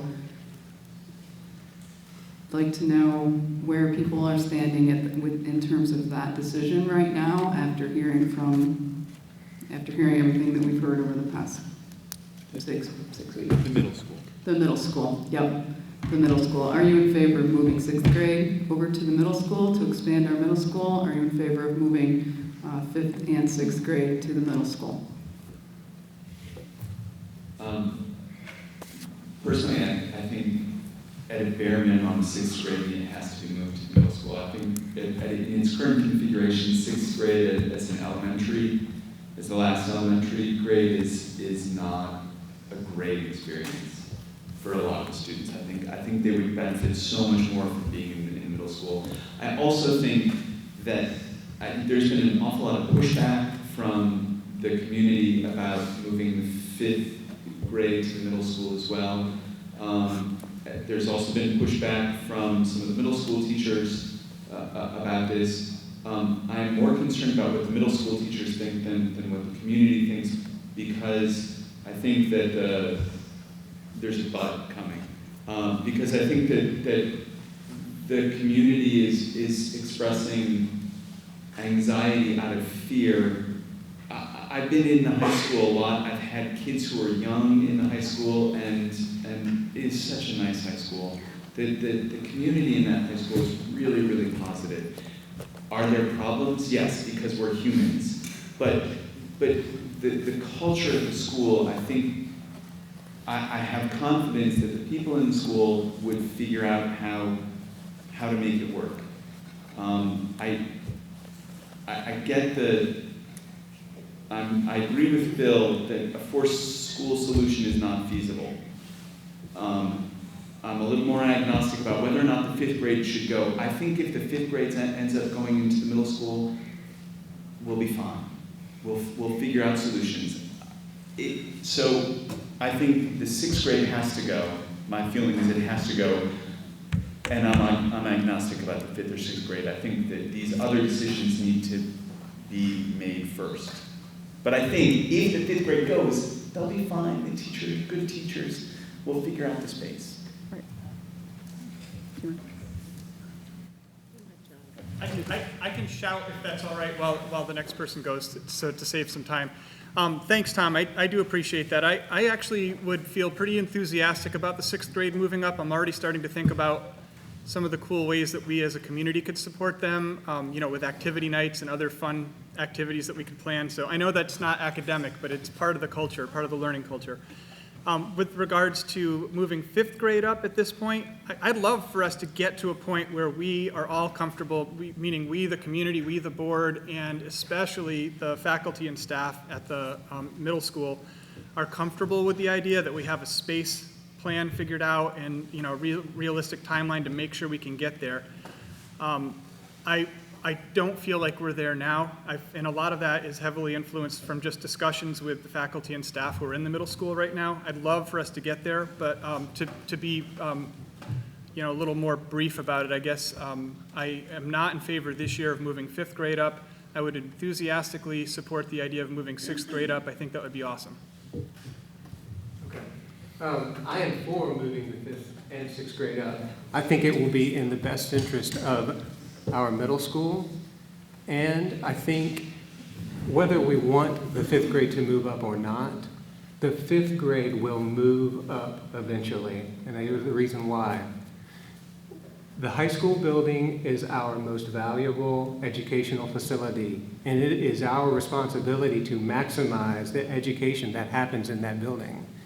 Over the next few years, we are going to see consistent 9 through 12 classes of around 225, 230 students, 240 students, 60 per grade. We're going to have 60 per grade below that as well. Folks, that's 480 students in the high school building. It can easily be done. We're going to end up doing it anyway. It's my view that we need to make the move now, remove some of the doubt, remove some of the anxiety around this, and get to the business of educating these kids and get our patterns down. There's another reason. 6th through 8th grade is not the model that researchers are interested in for middle schools. They want to expand it. The reason why is because moving kids from a building to another building during puberty is not the most optimal thing for those children. Moving them in 5th grade moves them to another building to begin the cultural experience of learning what it's like to be in another place.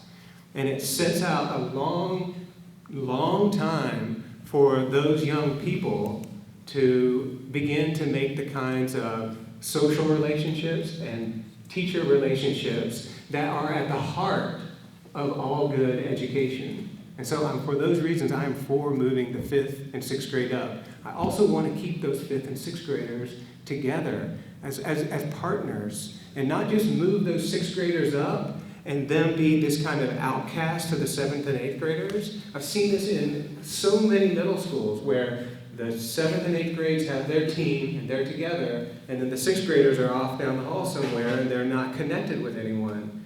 And I would like to see our 5th graders and 6th graders remain partners, and I believe in that our administrators and our excellent teachers will figure out great ways to build a middle school program. I'm really excited about this opportunity for us.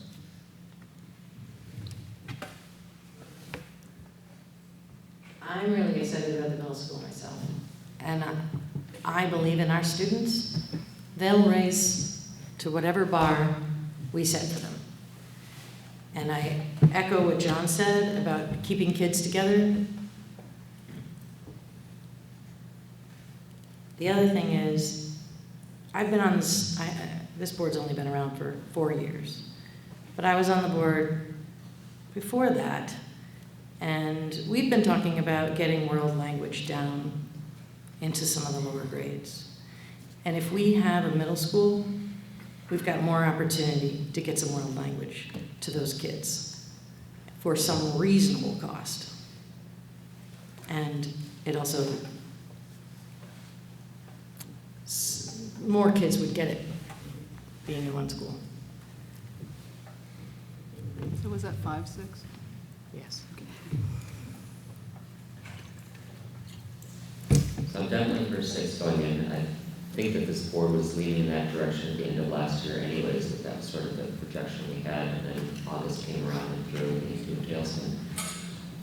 I would like 5th grade to go over there too, for most of the reasons that John was saying, but also for a financial reason. 5 and 6 have a very similar curriculum. They're tied together academically.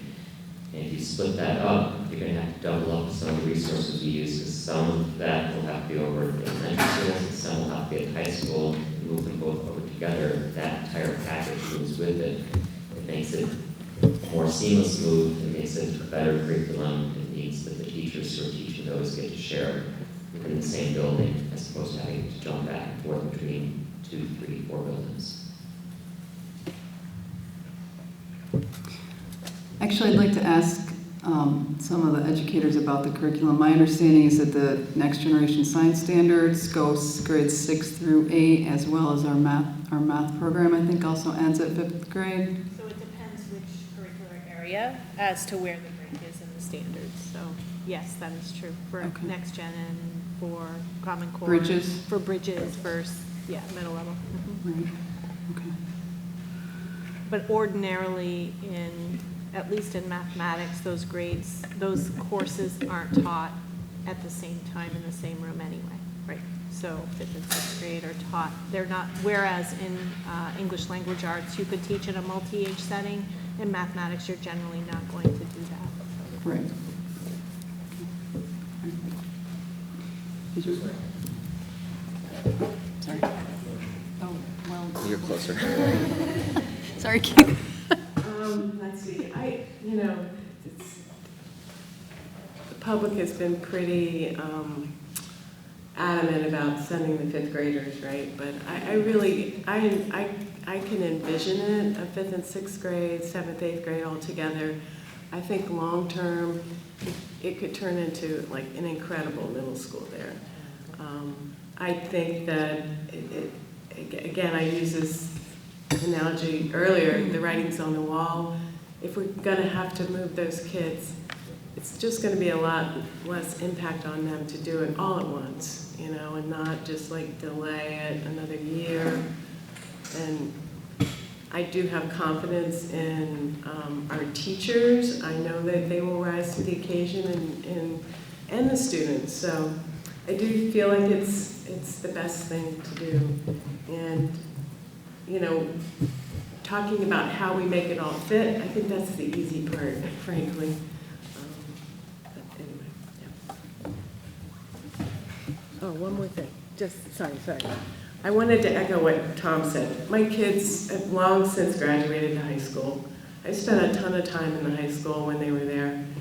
And it's an awesome high school. And the climate really is genuine and caring. And while it's not perfect, there's always going to be something that comes up on any given day. But it's really, I've been to a lot of other high schools, and I think everybody's going to take care for each other there. I really do.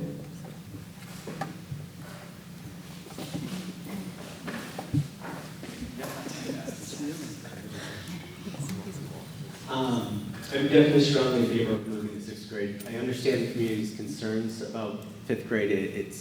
It's unusual for this district, so it seems like bad practice. I personally attended a K through 12 school in this state in a single building when I was in school.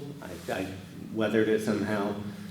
The worst of it was the constant barrages of like being a kindergartner, having to get to the art room and being told how cute we all were constantly. I really think, I don't fear that our students are somehow going to damage younger students. I think that's selling our high schoolers very, very short.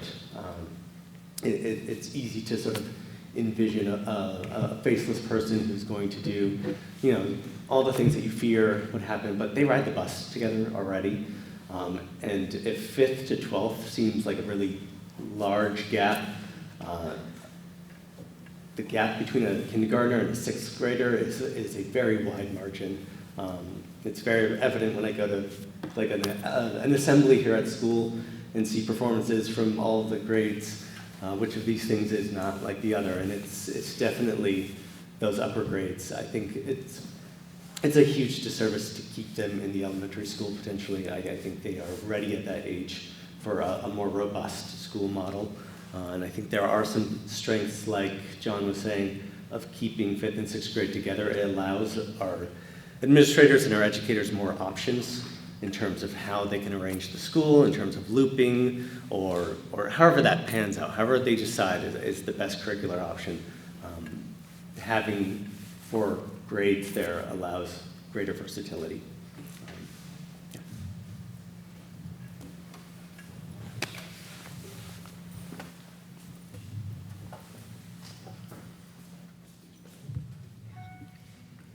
I'll have something to say. I'm good. I was gonna bring up the thing about the difference between like a 5th grader and a kindergartner is way more extreme than like a 5th grader and a high schooler.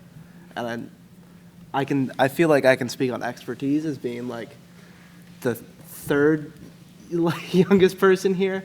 And yeah, I think, like, I've been consistently told by students from outside our district who come here that we have one of the, like, kindest, nicest communities of high schools in the state. And I think that having 5th graders there would not do them a disservice in any way.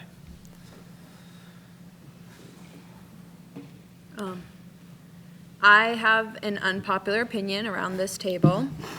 I will support 6th graders going. 5th graders, I understand the developmental difference between a kindergartner and a 5th grader, and I also understand the difference between a 5th grader and a senior. And at the elementary school, classes are a little more separate, a lot more contained. High school, we're sharing bathrooms, we're sharing computer labs, we're passing each other in the hallway, and I feel like whereas the language a 5th grader uses isn't going to damage the ears of damage a kindergartner, the language that a senior uses, even just in the hallway, it's not purposeful. It's no one's being malicious or rude. Like, we have one of the kindest school environments, I think, in like the state. However, it's just a huge developmental difference in what a senior knows, what they talk about, and I feel like it could be highly damaging to those 5th graders, and I acknowledge that that's an unpopular opinion around this board. So let's move on to talk about where the kids will go depending on how the votes go. So I think if we get 2 yes votes and 2 schools are closing, I'm not sure there's a lot to discuss around that, because I think that leaves us with 2 buildings, and scenario 3 is what fits there. Is everybody kind of in agreement with that, right? Okay. So that's pretty clear. So that would be pre-K to 4 at the elementary school, and then 5 through 12 at the high school. So that would be the answer to that question.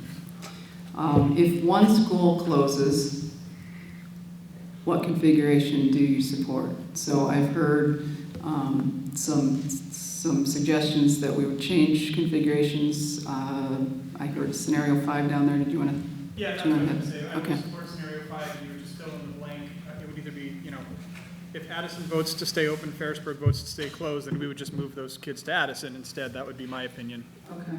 So it does actually, numbers-wise, work either way. Scenario 5 would work. So if Addison closed and Ferrisburg stayed open, then Ferrisburg would be, under scenario 5, Ferrisburg would be pre-K to 5.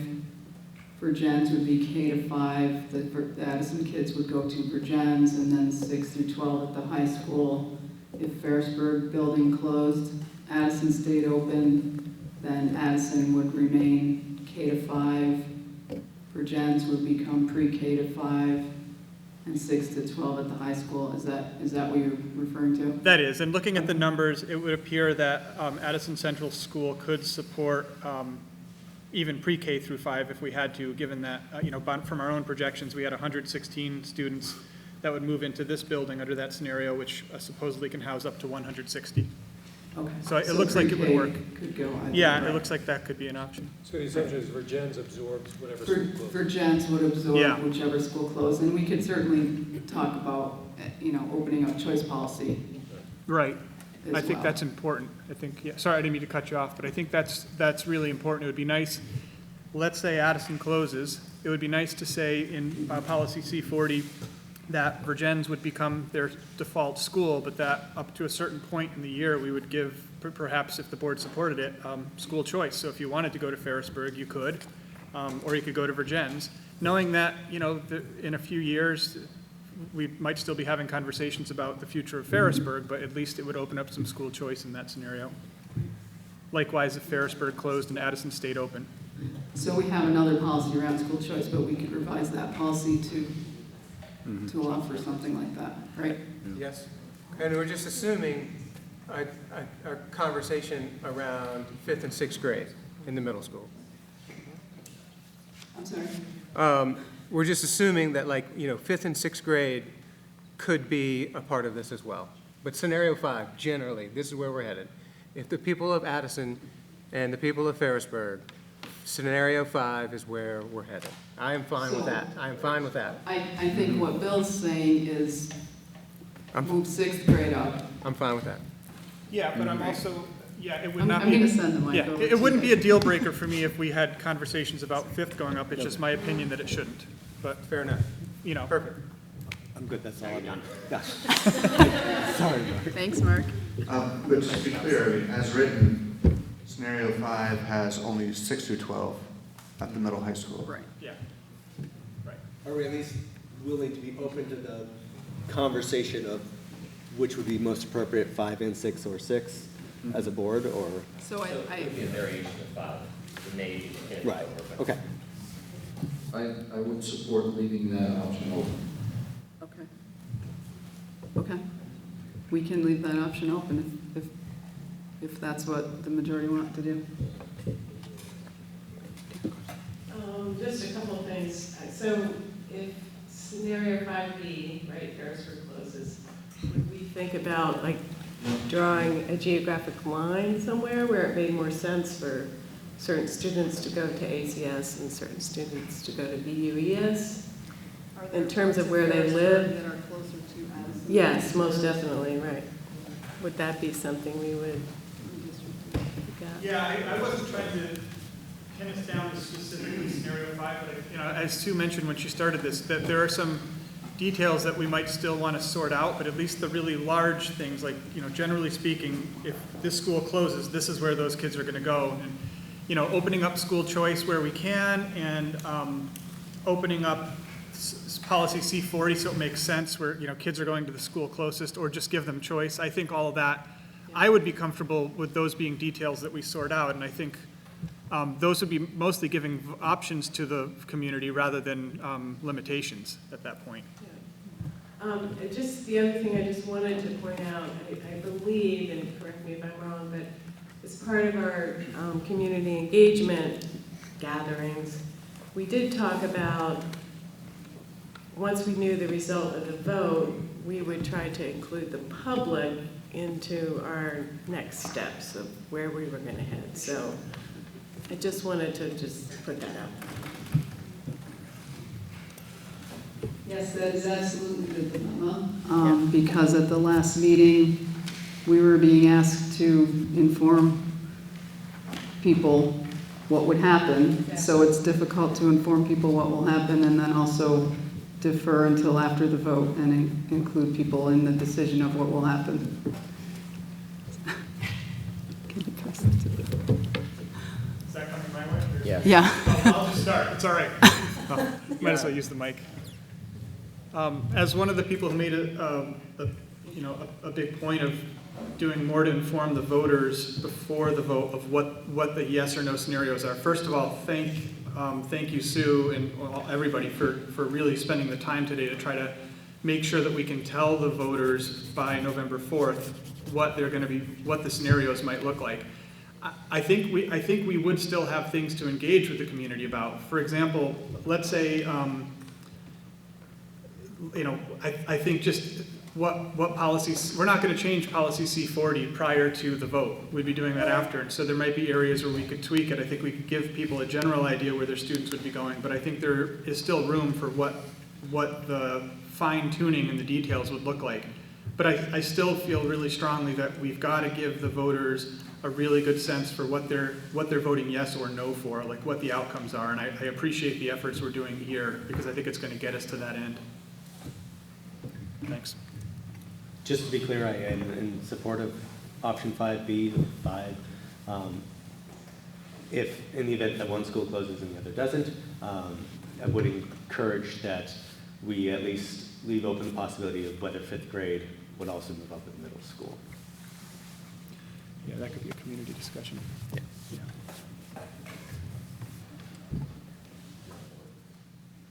No schools closed? Yeah, well, is there anyone that wants to speak to any different configuration for the possibility if one school votes yes and one votes no. Such as moving some grades over or leaving some grades. I mean, You don't have to. No, I think that it would be a transitionary thing. I think that we are going to be revisiting this in another couple of years. So maybe scenario 5 or 5B makes the most sense because it does the least amount of disruption until the next time we have to do this. Okay. Okay, I think there's only one possibility left, and that is both buildings vote to stay open. What actions will this board take? Because people need to know that. I believe strongly, I believe strongly that we need to preserve programs as much as possible, and I would suggest strongly that the board explore alternatives to elementary education at Addison,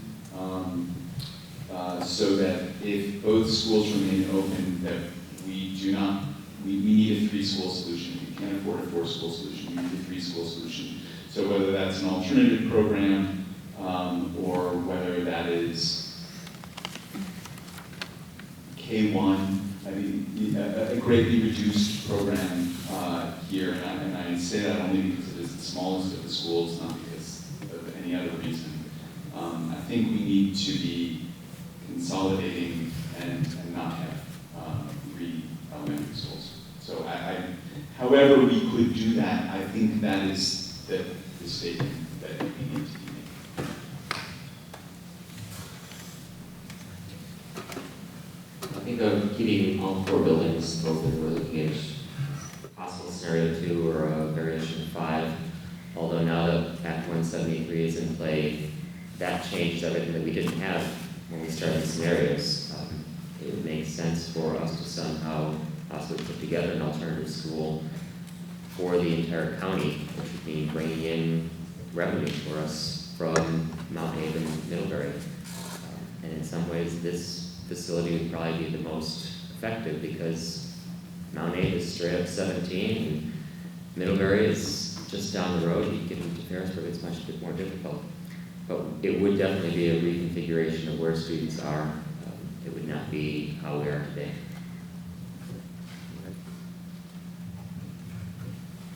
Yeah, certainly an Act 173. Definitely changes the landscape.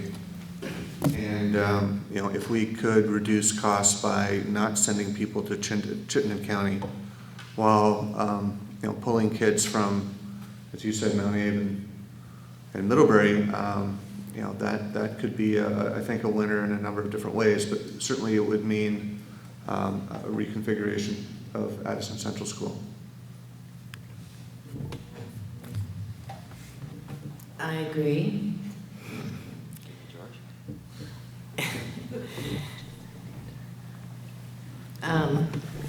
Give me a second.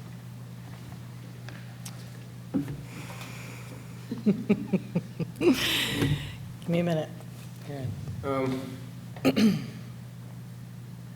I want to make it as perfectly clear from me, not from the board, that if Addison and Ferrisburg were to stay open, I will, to keep programs and to keep taxes at some reasonable, to cut costs, I would be for consolidating students regardless, while respecting that the voters of those towns desire the buildings to be used for educational purposes.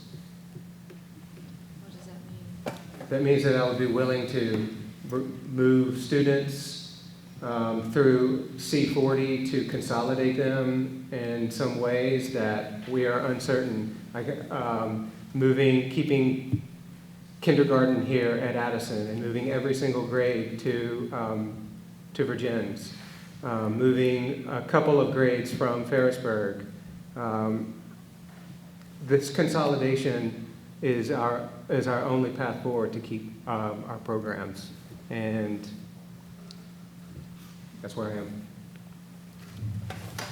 So no matter what we do, we're gonna have a real problem at the high school in a few years. And I think no matter what we do with any of these scenarios, I really think it's time for us to start working with Mount A and Middlebury and talk about consolidation. How do you, What's that? how do you? I mean, Addison County is not going to be able to support 3 high schools in 5 to 10 years, not unless something changes significantly in this state. So you're talking consolidation of buildings or of districts at the, like? Well, it would have to be districts. If we're gonna do consolidation, it would have to be districts. But, you know, the other thing we need to do is keep on the path of seeing about our kids utilizing Middlebury or Mount A for their programs that we don't offer. Yeah. Sharing program. Sharing programs, Yes. yeah.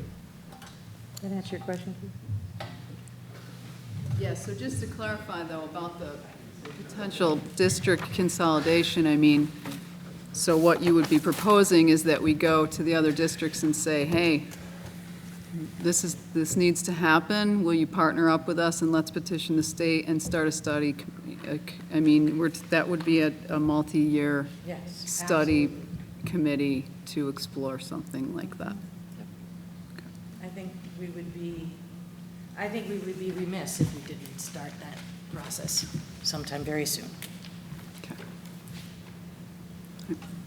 Just to follow up on that, I would be interested in looking for efficiencies between districts, similar to what we've done, some of what we've done with food service programs and some athletic things, and there have been some great suggestions about finding a way to share programming, if that's possible, whether through virtual learning or distance learning or anything like that. I am interested in staving off a larger consolidation. If that is a conversation the board is even talking about having, I am not really in support of that.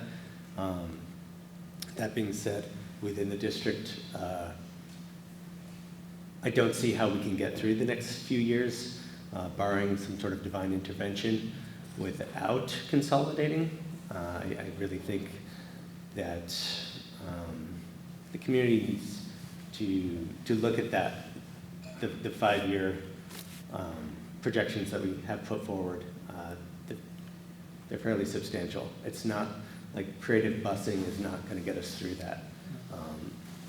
So there is going to need to be some form of consolidation. The sooner the better. The longer we wait, the more we're going to have to cut from other essential areas, or not essential, but important, things that are important to students and to education. So I don't see another path forward, even just this year, without some degree of consolidation. So if both towns vote no to close their schools, I would support, I think I mentioned this before, but something like a scenario 5 where Addison Central School either has a significantly reduced number of grades in the school or it becomes a great facility for Act 173 alternative education. And I think, as I think Mark had mentioned, or it might have been George, working with other districts as well to bring their kids in and really make this a great hub for those services. I'd also like to see us consider if that happens in any case, if Addison Central School students, if the majority or all of them are going to be moved to other schools, I'd really like to see us look seriously at whether we can add additional transportation resources down here so that the kids won't be on the bus any longer than they already are. I think we would owe that to them at least. And then regarding Ferrisburg, a lot of people I've spoken with in Ferrisburg, I think there may be a misperception out there that everybody in Ferrisburg wants their school to never close ever, ever, ever. And I think really that's not the case. I think these are realistic and intelligent people who want time to pursue alternatives and to come to terms with the realities that we're facing, not just for emotional reasons. There are emotions involved, but these are intelligent, logical people. And so if we do this, if we have something like this, 2 towns vote no, or even if Addison votes no and Ferrisburg votes yes, I don't want us to just use that year of Ferrisburg, because it may just be 1 or 2 years before we're then talking about closing Ferrisburg again. I don't want to use that year as just, writing time. I'd really like for us to work with members of the community who have some already emerging plans for alternatives, like perhaps a magnet school. And I don't want to get too far ahead because there are people working on this, and I don't know how much I'm even supposed to mention this early on, but there are people who are really motivated to try to look at some alternatives that could potentially improve Ferrisburg's chance, or maybe even Addison, improve the chances of these schools bringing in additional people and funds. We all know it's a long shot and there's a lot of work to be done, but if we do have a scenario where we have 3 schools next year, I don't want to just use that year just riding out the time. So that's my 2 cents. That's probably my 25 cents.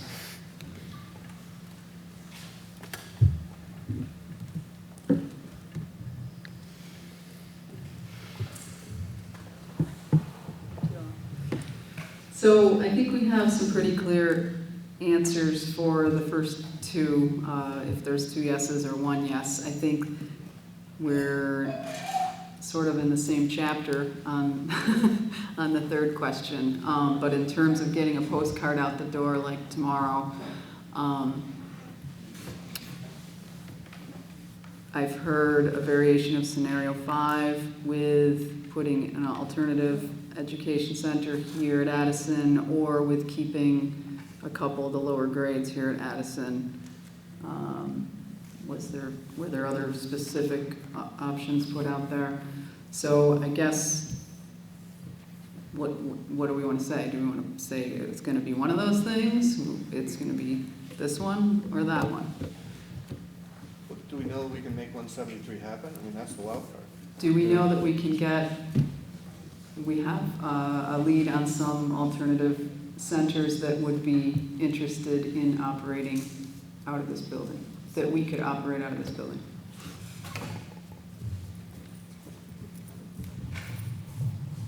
So one of the districts, the next school year, July 1 of 2020, has to host our CBA, it's our alternative 9th through 12th grade consortium program that's currently based out of CSAC. With the new regulations out of Act 173, we won't be able to be compensated for that programming anymore if it doesn't live on school property. So that's a guarantee that it could live here, or it could live at one of the other districts. But if we have space, it all boils down to who has space for it. And it sounds like we will have space for it. There also are a couple alternative programs in Burlington that would possibly do a satellite program here, which is what they're currently doing in Mount Abraham with one of the other programs, SD Associates. And we are in talks with some of those alternative schools.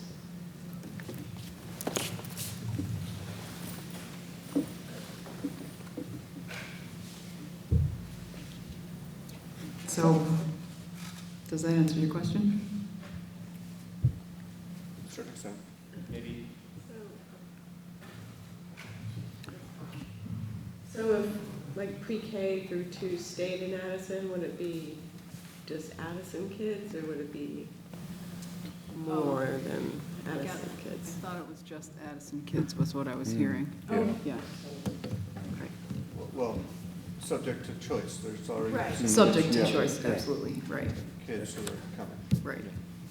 Just the current students and anyone else that wish to choice in, right? Opinion? I think we've gotten as far as we can with the information that we have in hand. I think we really need to wait until after the vote to make any more decisions.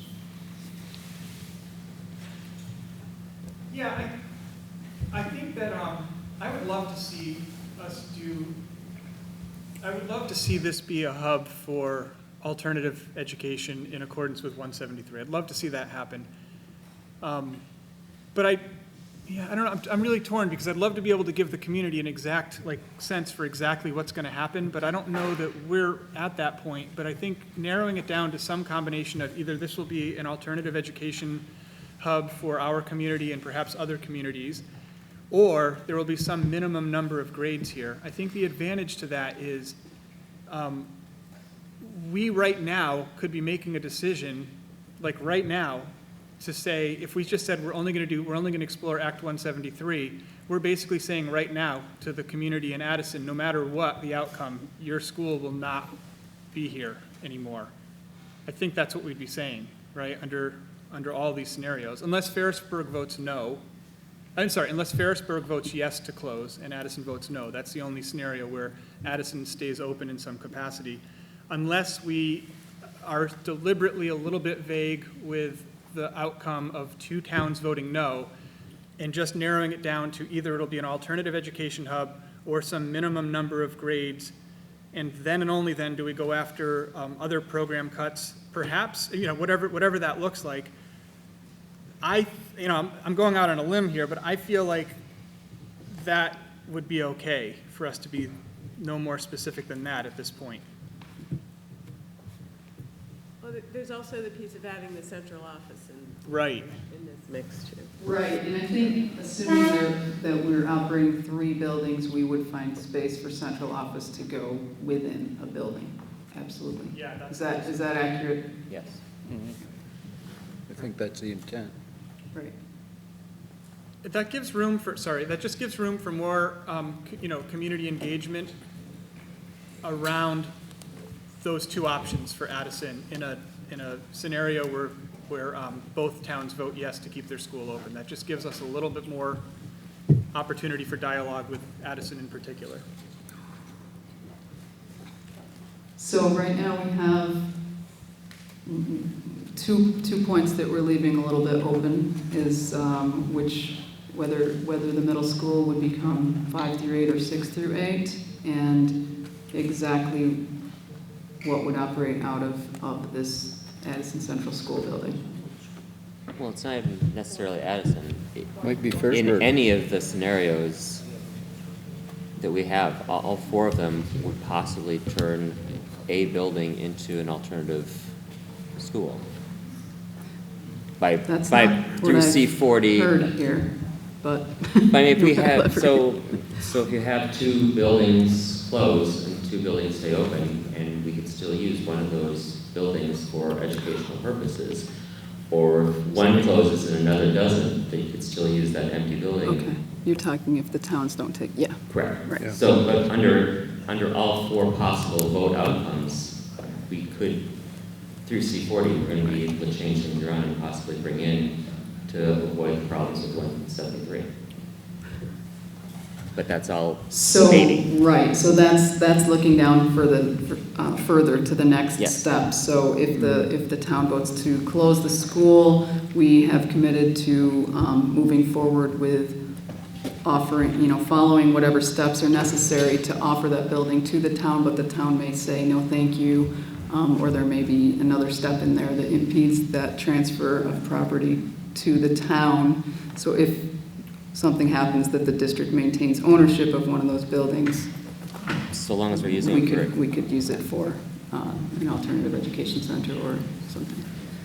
Is Yep. that, do you want? Just that if the town of Addison votes to close its school, the town gets first right of refusal to take that school back. If they say no, then we could look at alternative education. Okay, that makes sense.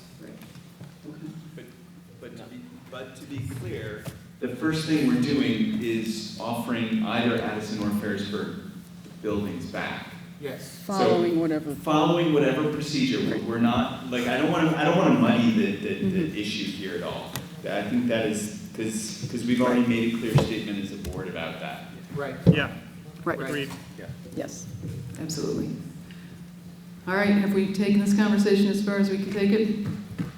We've taken it as long as we can take it. I know, we're way over time. I'm sorry, George. This was really important, and I really It was. Good. All right. So when we get to our action items, I will reiterate what we've decided to put out as that messaging. And I believe that brings us to action items. I move that we approve the minutes of October 14th, 2019, and this community engagement committee sessions of September 25th, September 26th, and October 8th, 2019. Second. George seconds. Any comment or changes? All in favor of accepting those minutes as written, please say aye. Aye. Any opposed or abstaining? George Lawrence abstains. Bills and directors' orders, who Yes. has that? I did the review of bills on Monday, October the 6th. Okay. I have the numbers. I looked at the bills and directors' orders for $1,830,000, $197.93. Gloria has these numbers. The total payroll was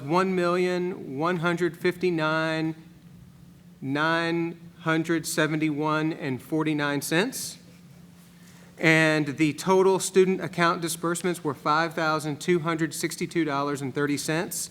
We did the same bill review that we always do, following some checks. Did you make a motion?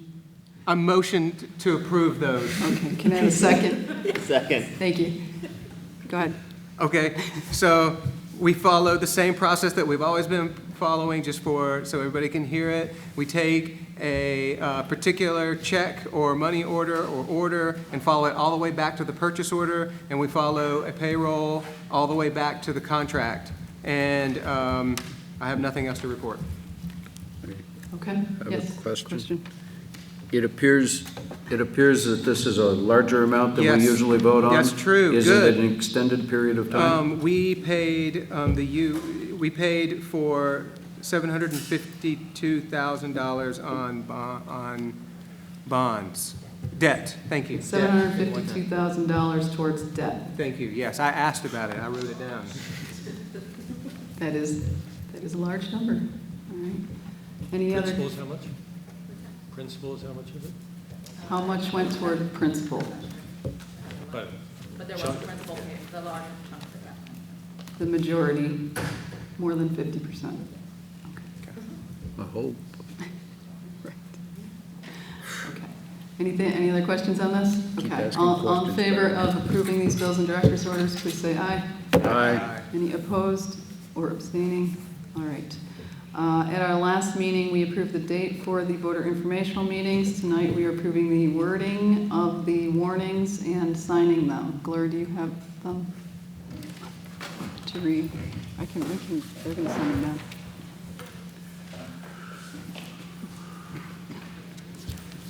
Do you want to read them? You can make a motion.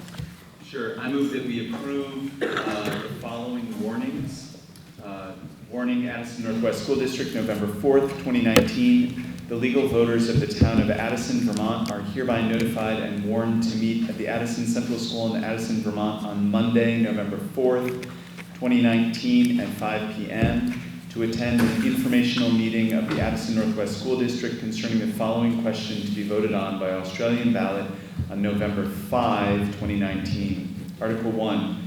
Shall the voters of the town of Addison agree to the Addison Northwest School District's plan to close the Addison Central School for use as an elementary school on June 30, 2020? I don't need to read that. And second, warning, Addison Northwest School District, November 4, 2019. The legal voters of the town of Ferrisburg, Vermont are hereby notified and warned to meet at the Ferrisburg Central School in Ferrisburg, Vermont on Monday, November 4, 2019 at 7 p.m. to attend an informational meeting of the Addison Northwest School District concerning the following question to be voted on by Australian ballot on November 5, 2019. Article 1. Shall the voters of the town of Ferrisburg agree to the Addison Northwest School District's plan to close the Ferrisburg Central School for use as an elementary school on June 30, 2020? Is there a second? Second. Second by George.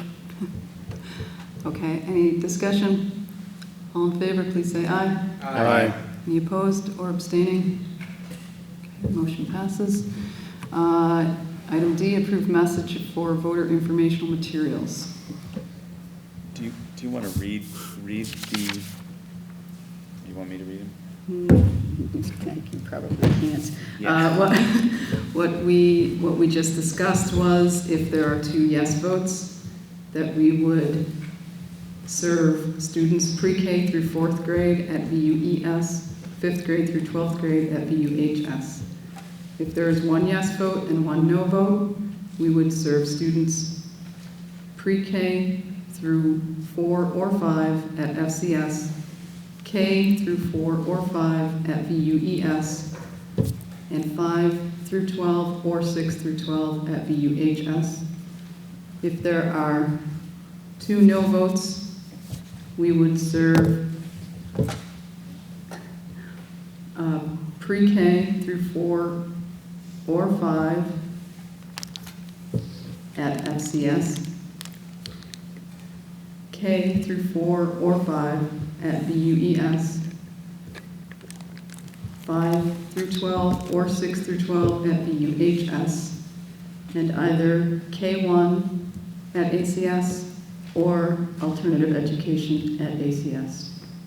Does that accurately reflect our conversation? Thank you. Yep. Yep. Can I have a motion to approve that? So moved. Messaging? Motion by George Gardner, second? Second. By Mark. Any more discussion?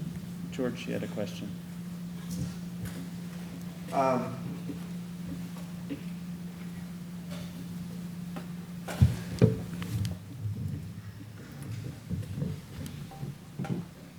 Yeah, that's right. Okay. That was a very good capture, sir. Is everyone good to vote? Sorry, let me, just real quickly, when you read it, did you read, because this is warned, so we're putting this in.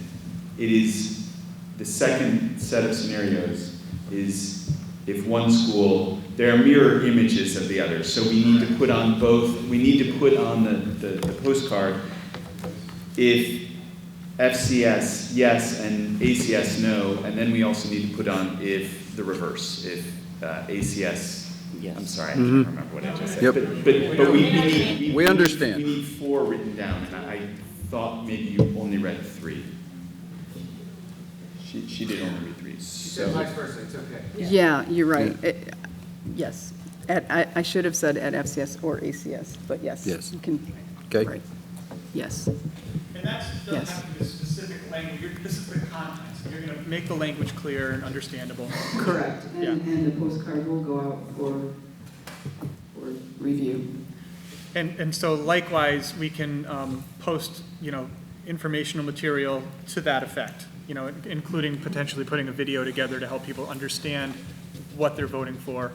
And also just to point out that we as a board have not taken steps to endorse one or the other, or one or the other 3. And we're just laying these out at this point. We're not, at no point in time have we taken a vote to endorse any of these options. Just wanted to be clear on that. We await the voters' Yep. decisions. Yeah.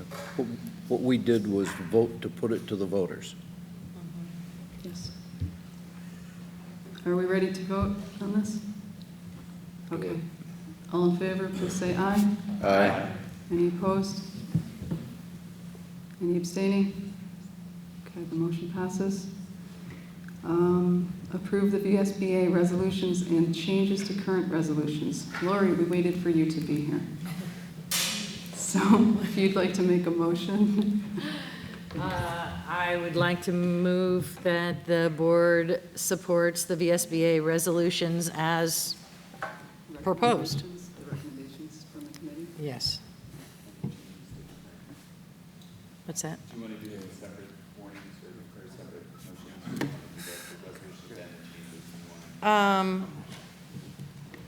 The recommended Yeah, resolutions and the recommended. and the bylaw changes.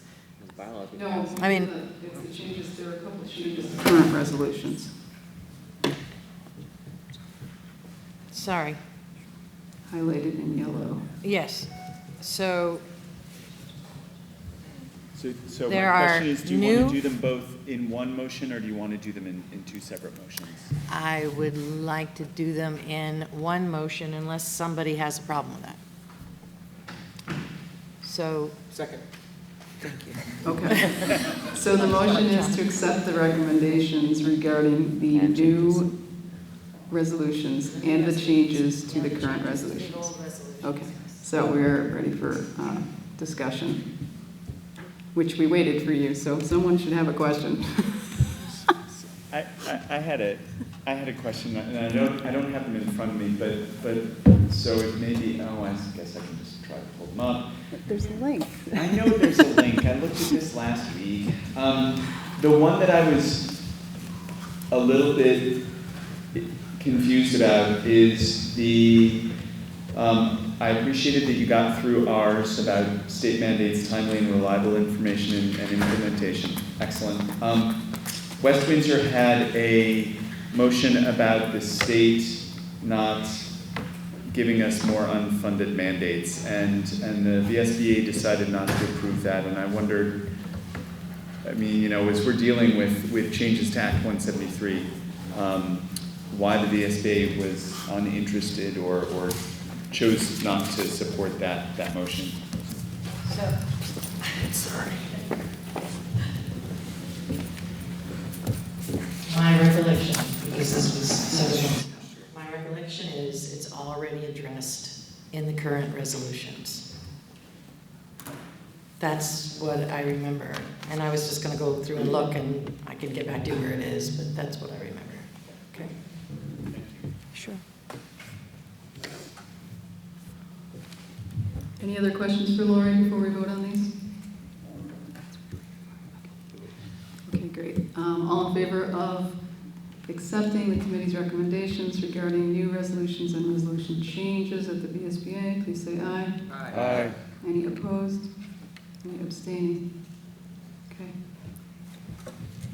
I move that we accept the donation from School Outfitters, donation stools that are in the value of $1,438.56. Second. Second by George Gardner. Thank you, School Outfitters. All in favor of accepting that donation, please say aye. Aye. Any opposed or abstaining? Hope not. Motion passes. The motion passes. So I found it, and it is in the current. It's already in the, thank you, Larry. The last action item, I move that we authorize the use of the Addison Central School Technology Fund to purchase iPads and cases.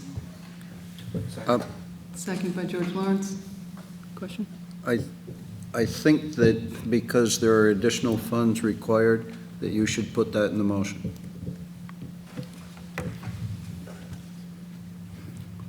You have the number, right. 100? It's a very low amount of money. Like 200 and something. Oh. Just say taking the balance from. The quote was, with the balance coming from the general fund, no more Yeah. than $200.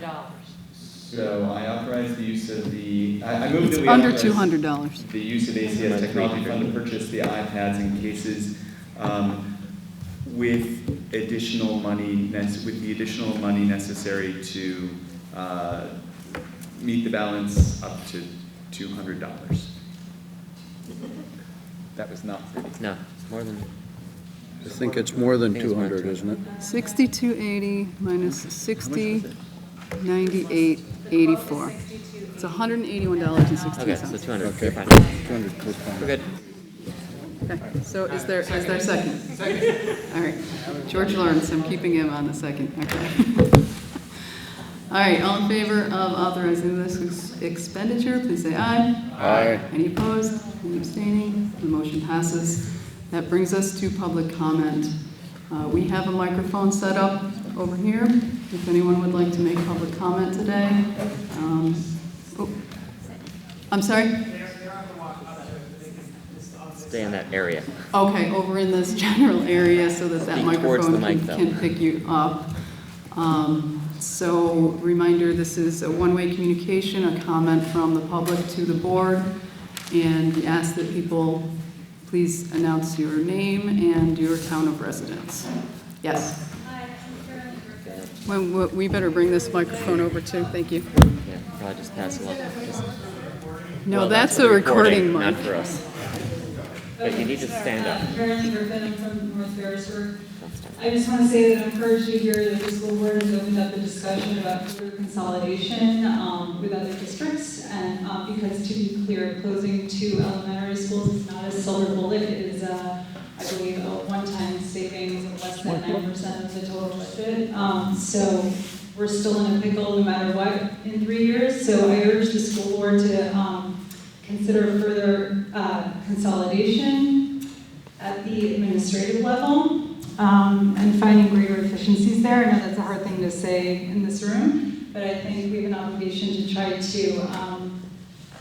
keep the programs, not move the children any more than we need to, and really look for, some other areas that are very costly that do not need to be there. Thank you. Hello, my name is David Spencer.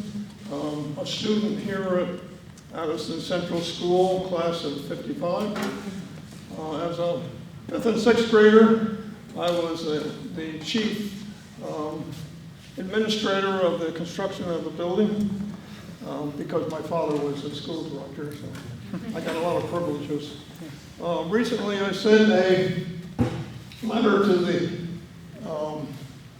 Addison and Ferrisburg select boards. I wonder if there are any of those members here. Anyone's here from those select boards? There was a gentleman. Ferrisburg. Some? This I think, and to be brief, I'll just read the letter. It's only a half page. And bear with me, I'm a little bit blind, so we'll see how this goes, okay? First, get rid of the pen. Okay. In reference to the Addison Northwest School District's proposal to close your town's elementary school buildings, I see a third option: from closure or tax increase. The district board views the maintenance of the buildings as remote from Virgins as a risk severe cuts to high school programs versus tax increases that they perceive as a probable rejection. It's unfortunate that the district board and the administration are fearful of loss of high school programs to the extent that they are willing to reduce the value of small school elementary programs. I feel that they're no-win choice, as do many letter writers in the Addison Independent. I hope that the board has read the letters from the parents in the Ferrisburg and Ripton. Parents and taxpayers should not be adversaries. Rather, efficiency and effectiveness can be balanced by community conversation. Paragraph 2.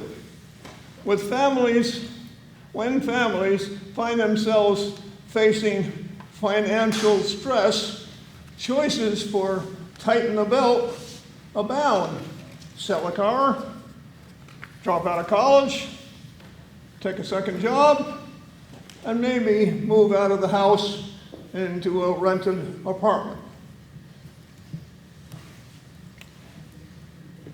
In the case of the falling enrollment affecting both elementary and high school cost per pupil, this insidious measurement makes what should be a good news for local budgets state aid penalty, much as the one breadwinner lost his job.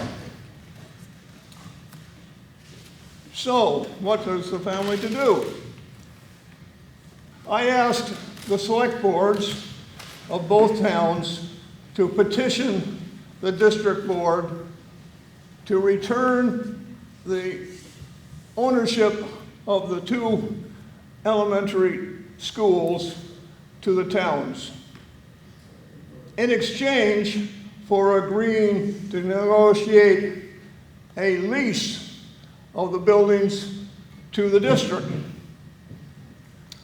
The negotiation process itself should be open enough for taxpayers to and parents to understand their rights, their responsibilities, and to assure them that local elementary education and community cohesion will be maintained. A lease should give a 5-year plan, updated yearly, to eliminate the kind of panic I see in today's newspaper and this meeting. There is plenty of time between now and town meeting to save both schools from oblivion. We may thank the day we took the step protecting future use of valuable community assets. Thank you.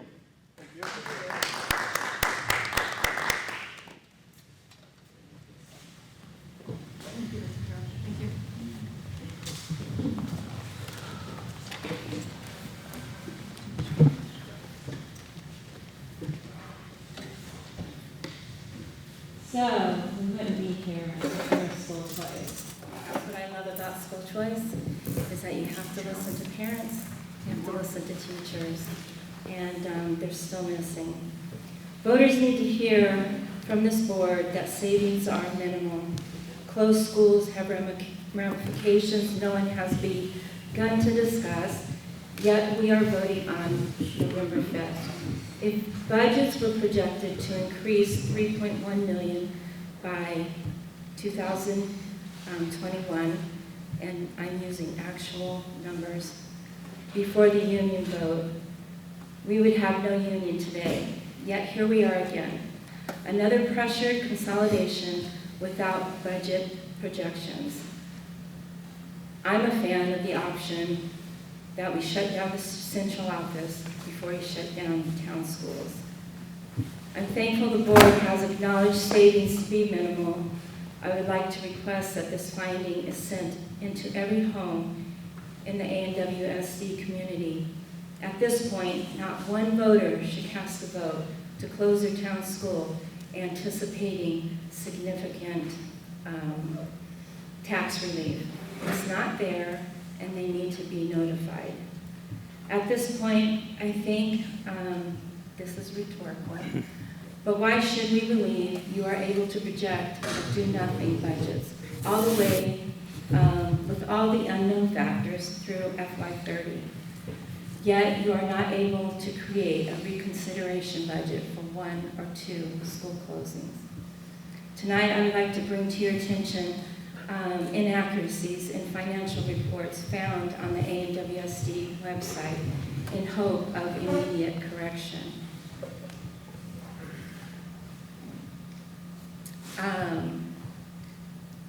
First, I'm not positive about this, but I saw another number that Ferrisburg now has 144 kids instead of 116. Counting pre-K. What's One's that? counting pre-K and one is not, is my guess. One is counting pre-K, sorry. but students that are in the building. There are pre-K students which are considered under some counts, but not under other counts. Well, it would be nice if someone, I mean, if there's a count of 144, it's important for them to see this. So projected estimates, cost per student, FY '21 through '24, do nothing. I don't know if the board has taken a look that SD projected costs in '21, '22, '23, and '24 almost doubles for ACS, Ferrisburg, and the Virginia Elementary. And yet, here's the inaccuracy that needs to be corrected. The high school has always carried about 50% of the SD costs. And this line, if you do the math, it actually decreases $18,880.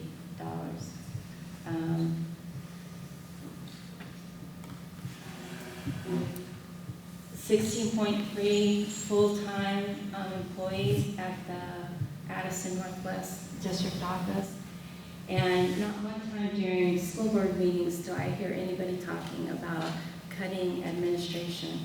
It's always targeting our programs.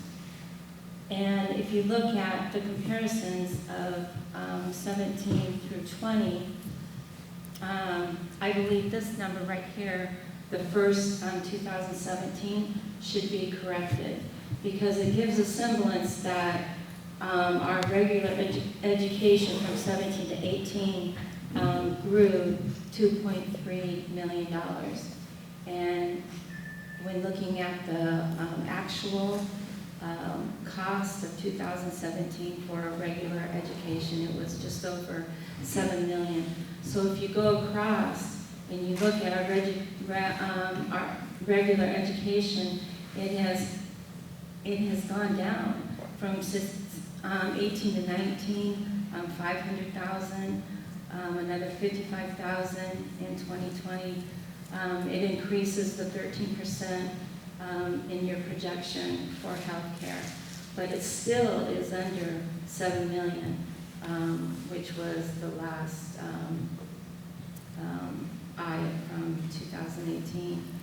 And so to always be talking about targeting our programs, it's wrong. Thank you. That's 4 minutes. What's that? That's 4 minutes. Oh, okay. All right. Yes. Michael Muir, Selectman in Ferrisburg, and also the Chair of the Building Maintenance Committee in Ferrisburg. First of all, I'd like to thank every one of you on the board. You have a seemingly unsurmountable task ahead of you. And I know you're working hard, and I know you have the best interest of everybody. And as just one board member, I'm not going to speak for the total board. I just want to see us going forward and trying to work together. It's going to be tough. I have two questions. One, as a selectman, with the building, if our town votes to close the school, I just want to guarantee, and I know you guys have said it, that the school and the land that accompanies it is coming back. That's going to be offered to us. It's not going to be a year from now, or 2 years from now, or 3 years from now. Because we've got to go to our voters and our municipal budget. If we take on that debt in that school, things are going to increase. The taxes aren't just going to be on the school level, it's going to be on the municipal level also, which is going to be a pretty significant increase probably. And I believe that's what it is, correct? Yes. There's no loopholes or that, I mean, we need to follow whatever the legal process is, and I don't know exactly the time frame that will take, Well, yeah, but I'm not worried yes. about the timing. I just don't want to see the school come back and the land doesn't, or, it's just. The motion was for all the school building and the real property. Yep.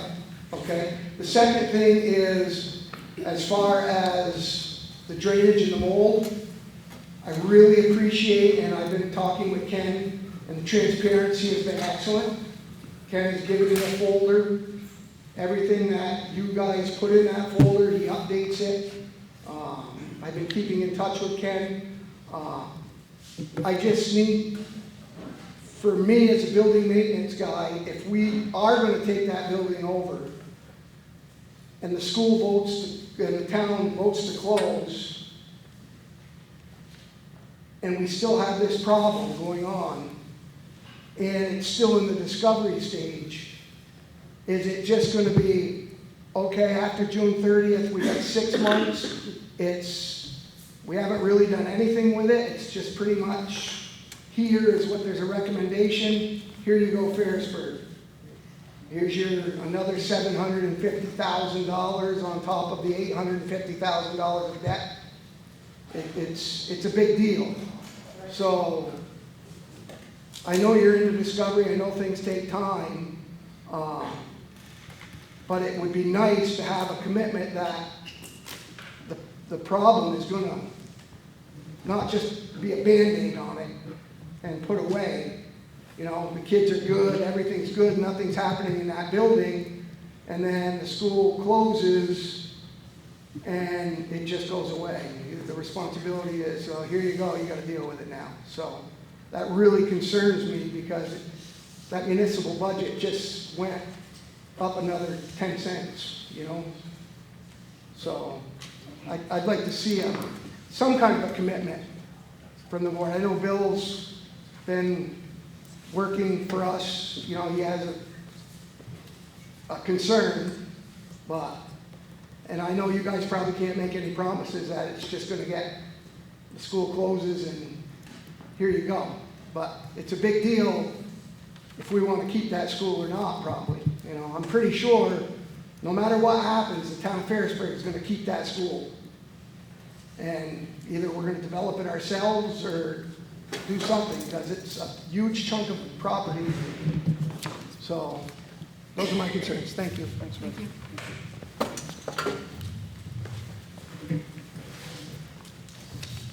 Hi, I'm Amanda Mason. I live in Addison. And my first comment is probably a little bit more towards the community than the school board, because I've been to a lot of these meetings and I've seen and witnessed a lot of the conversations in the community. And I'm just struggling a little bit with what feels like a really intense amount of like tribalism and call-out culture and just feeling like an us versus them mentality. And I want to thank the board for the work that they've done to try to put together proposals and options for us. I know that it's not been easy, and I know that the community has had questions that they've struggled to get answers to, and that's frustrating as well, but I just wanted to take a moment to state that because it's a little bit painful to listen to sometimes. And I want everybody to come from a cooperative standpoint where we're working together to find the best path for our kids. Having a daughter that goes here to Addison, I witnessed some of the, what feels like a lack of equity for her here. Despite the best efforts of the administrators and the teachers, I love our community here, but I also want what's best for my kid, and I want a future for my kid in this district. But that's going to be challenging to do if we don't take some of these steps. Even if our town doesn't have a school, our district can have a school, and our district can have a really great school with great opportunities, and I just want everybody to keep that open.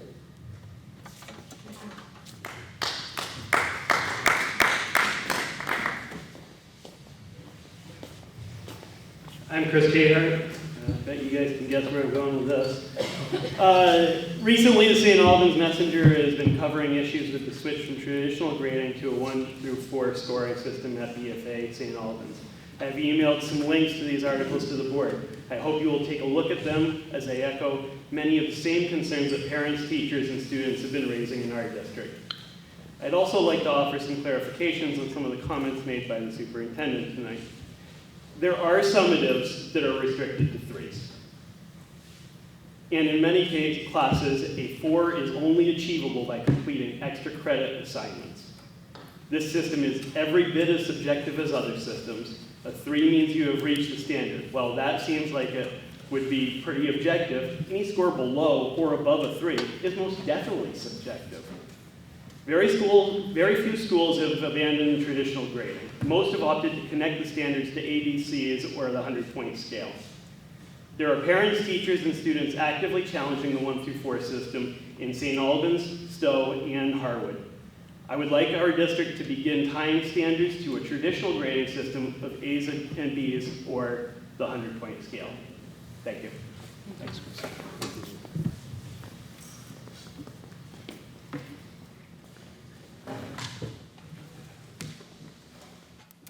Great. I just want to thank everyone. Ooh, one more. I'm going to hit this from the top. I sit here, my name is Dave Ventron, I live in Addison, roughly about a couple hundred feet here. And I just listening to all you guys, this board, I sit here and I try to figure it all out. And it's hard. You guys make it hard on yourselves because I never see anything positive. So that lady talked about the help with the teachers. And the teachers say, didn't you say, no, we're not going to change? Did you not say that? About the health? Health insurance? The Health Insurance Bargaining Commission? I didn't hear anybody say, let's discuss this.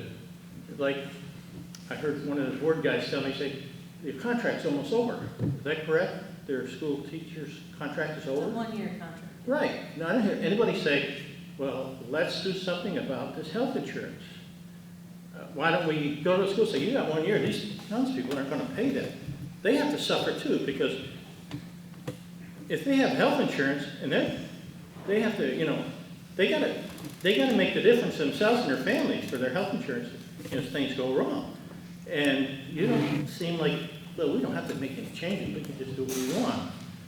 Another thing is that I hear you say, when I was in the Navy, I was on an aircraft carrier and it almost sunk in Vietnam. And they had damage control. And 130 guys got killed. But we had to save the ship. And I see damage control all in here, you gotta save the ship. But you don't wanna get the boilers going. You don't wanna make a change. You wanna cut or you wanna move. These people are gonna definitely say no to your schools. I don't know where you think, well, maybe. They're gonna definitely say no. You all know that. And then you're going to want to move it. Then you're going to go behind your backs, and you're going to put a ladder where they're not going to probably move. You're going to move these kids. No, you're not. You're not going to move those kids. Those people are going to get lawyers. They're going to do all these things. Then move those kids. You got to figure a way, guys, how to control this whole situation. Like, for instance, I was sitting here thinking, and you talked about the expenses, the energy costs are going to go up anyway. Well, did anybody ever think about an alternative? Like, you put all the, I don't know, maybe you already do it. Put all the schools together. If you burn fuel oil, there's a thing called a rail price. They take the rail price of the day, and these contractors, we had Agway when I was the maintenance guy at the post office, they would go there and they would get the cheapest price, but especially when you have more schools. You don't see alternatives. You're not looking. You're not looking. Like this ceiling, so high, you could lower it, lower the cost. You gotta look for other ways. Listen, the more you do what you're doing, you guys, people are gonna leave. More and more people are gonna leave, and you're gonna have more and more price go up. You gotta think of a way to bring them in here and have a good school system. The money we're paying for these kids, in my mind, is that you should be able to say, when these kids graduate, they can go to Yale or Harvard or West Point, because the education, they're qualified, because they're going to get the education. Now, I hear you talk about basketball and, all this other stuff.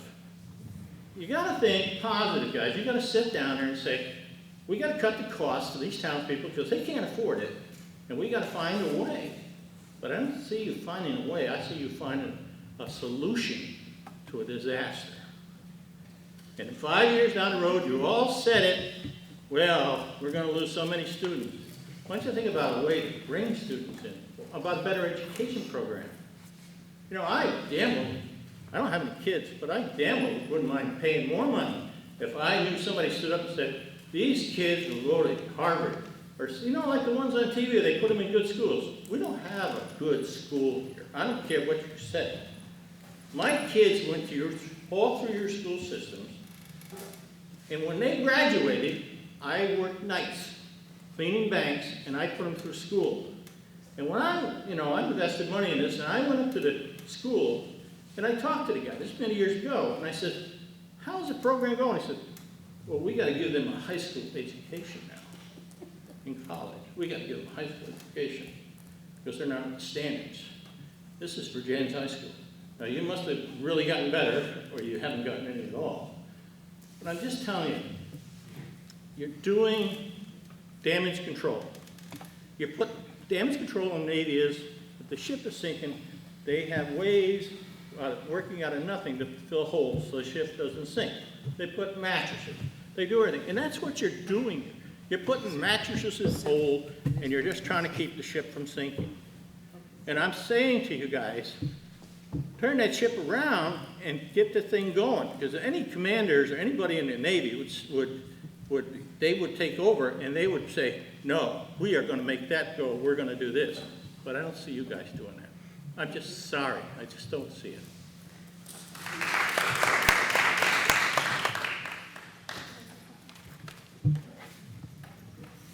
I was avoiding this because I hate public speaking, but I just feel like after today's conversation, and your name? What's your name? Ashley Paquette, I'm an Addison mama. After the vote, all this energy being put towards no for Addison closing, our future looks kind of meek right now. And I'd like to touch base on something that Lori mentioned, and that's giving our Addison families some choice. And I understand that the legal process for this is not something that can be determined by our board, but some of our families are closer to Bridport and do have vested interests in Middlebury. I don't think that our end road has to be this path. I think there's another path that includes choice. I know on the high school level, I've just spoke to many high school parents who've entered the lottery to send their kids to Middlebury, and there's limited options. If you're gonna take away our choices, you can at least give us this option. It's not something you can do. There is a legal process. There is a vote that needs to take place. But I do think that I need to go on the record as an Addison mother saying that even with a no vote, there is a possibility that we're going to lose our school, even though we're going on the record voting and saying we don't want that to happen. I also want to say that I have a lot of respect for Ferrisburg and their school. I think that there's a lot of viable options, and through a lot of creative process, I think there's ways that we can work to move forward with the limitations that we have of both budget, keeping our programs. Everybody has viable options on the table, but so do Addison families too, and our hands are tied. So I just want the record to strike that as well.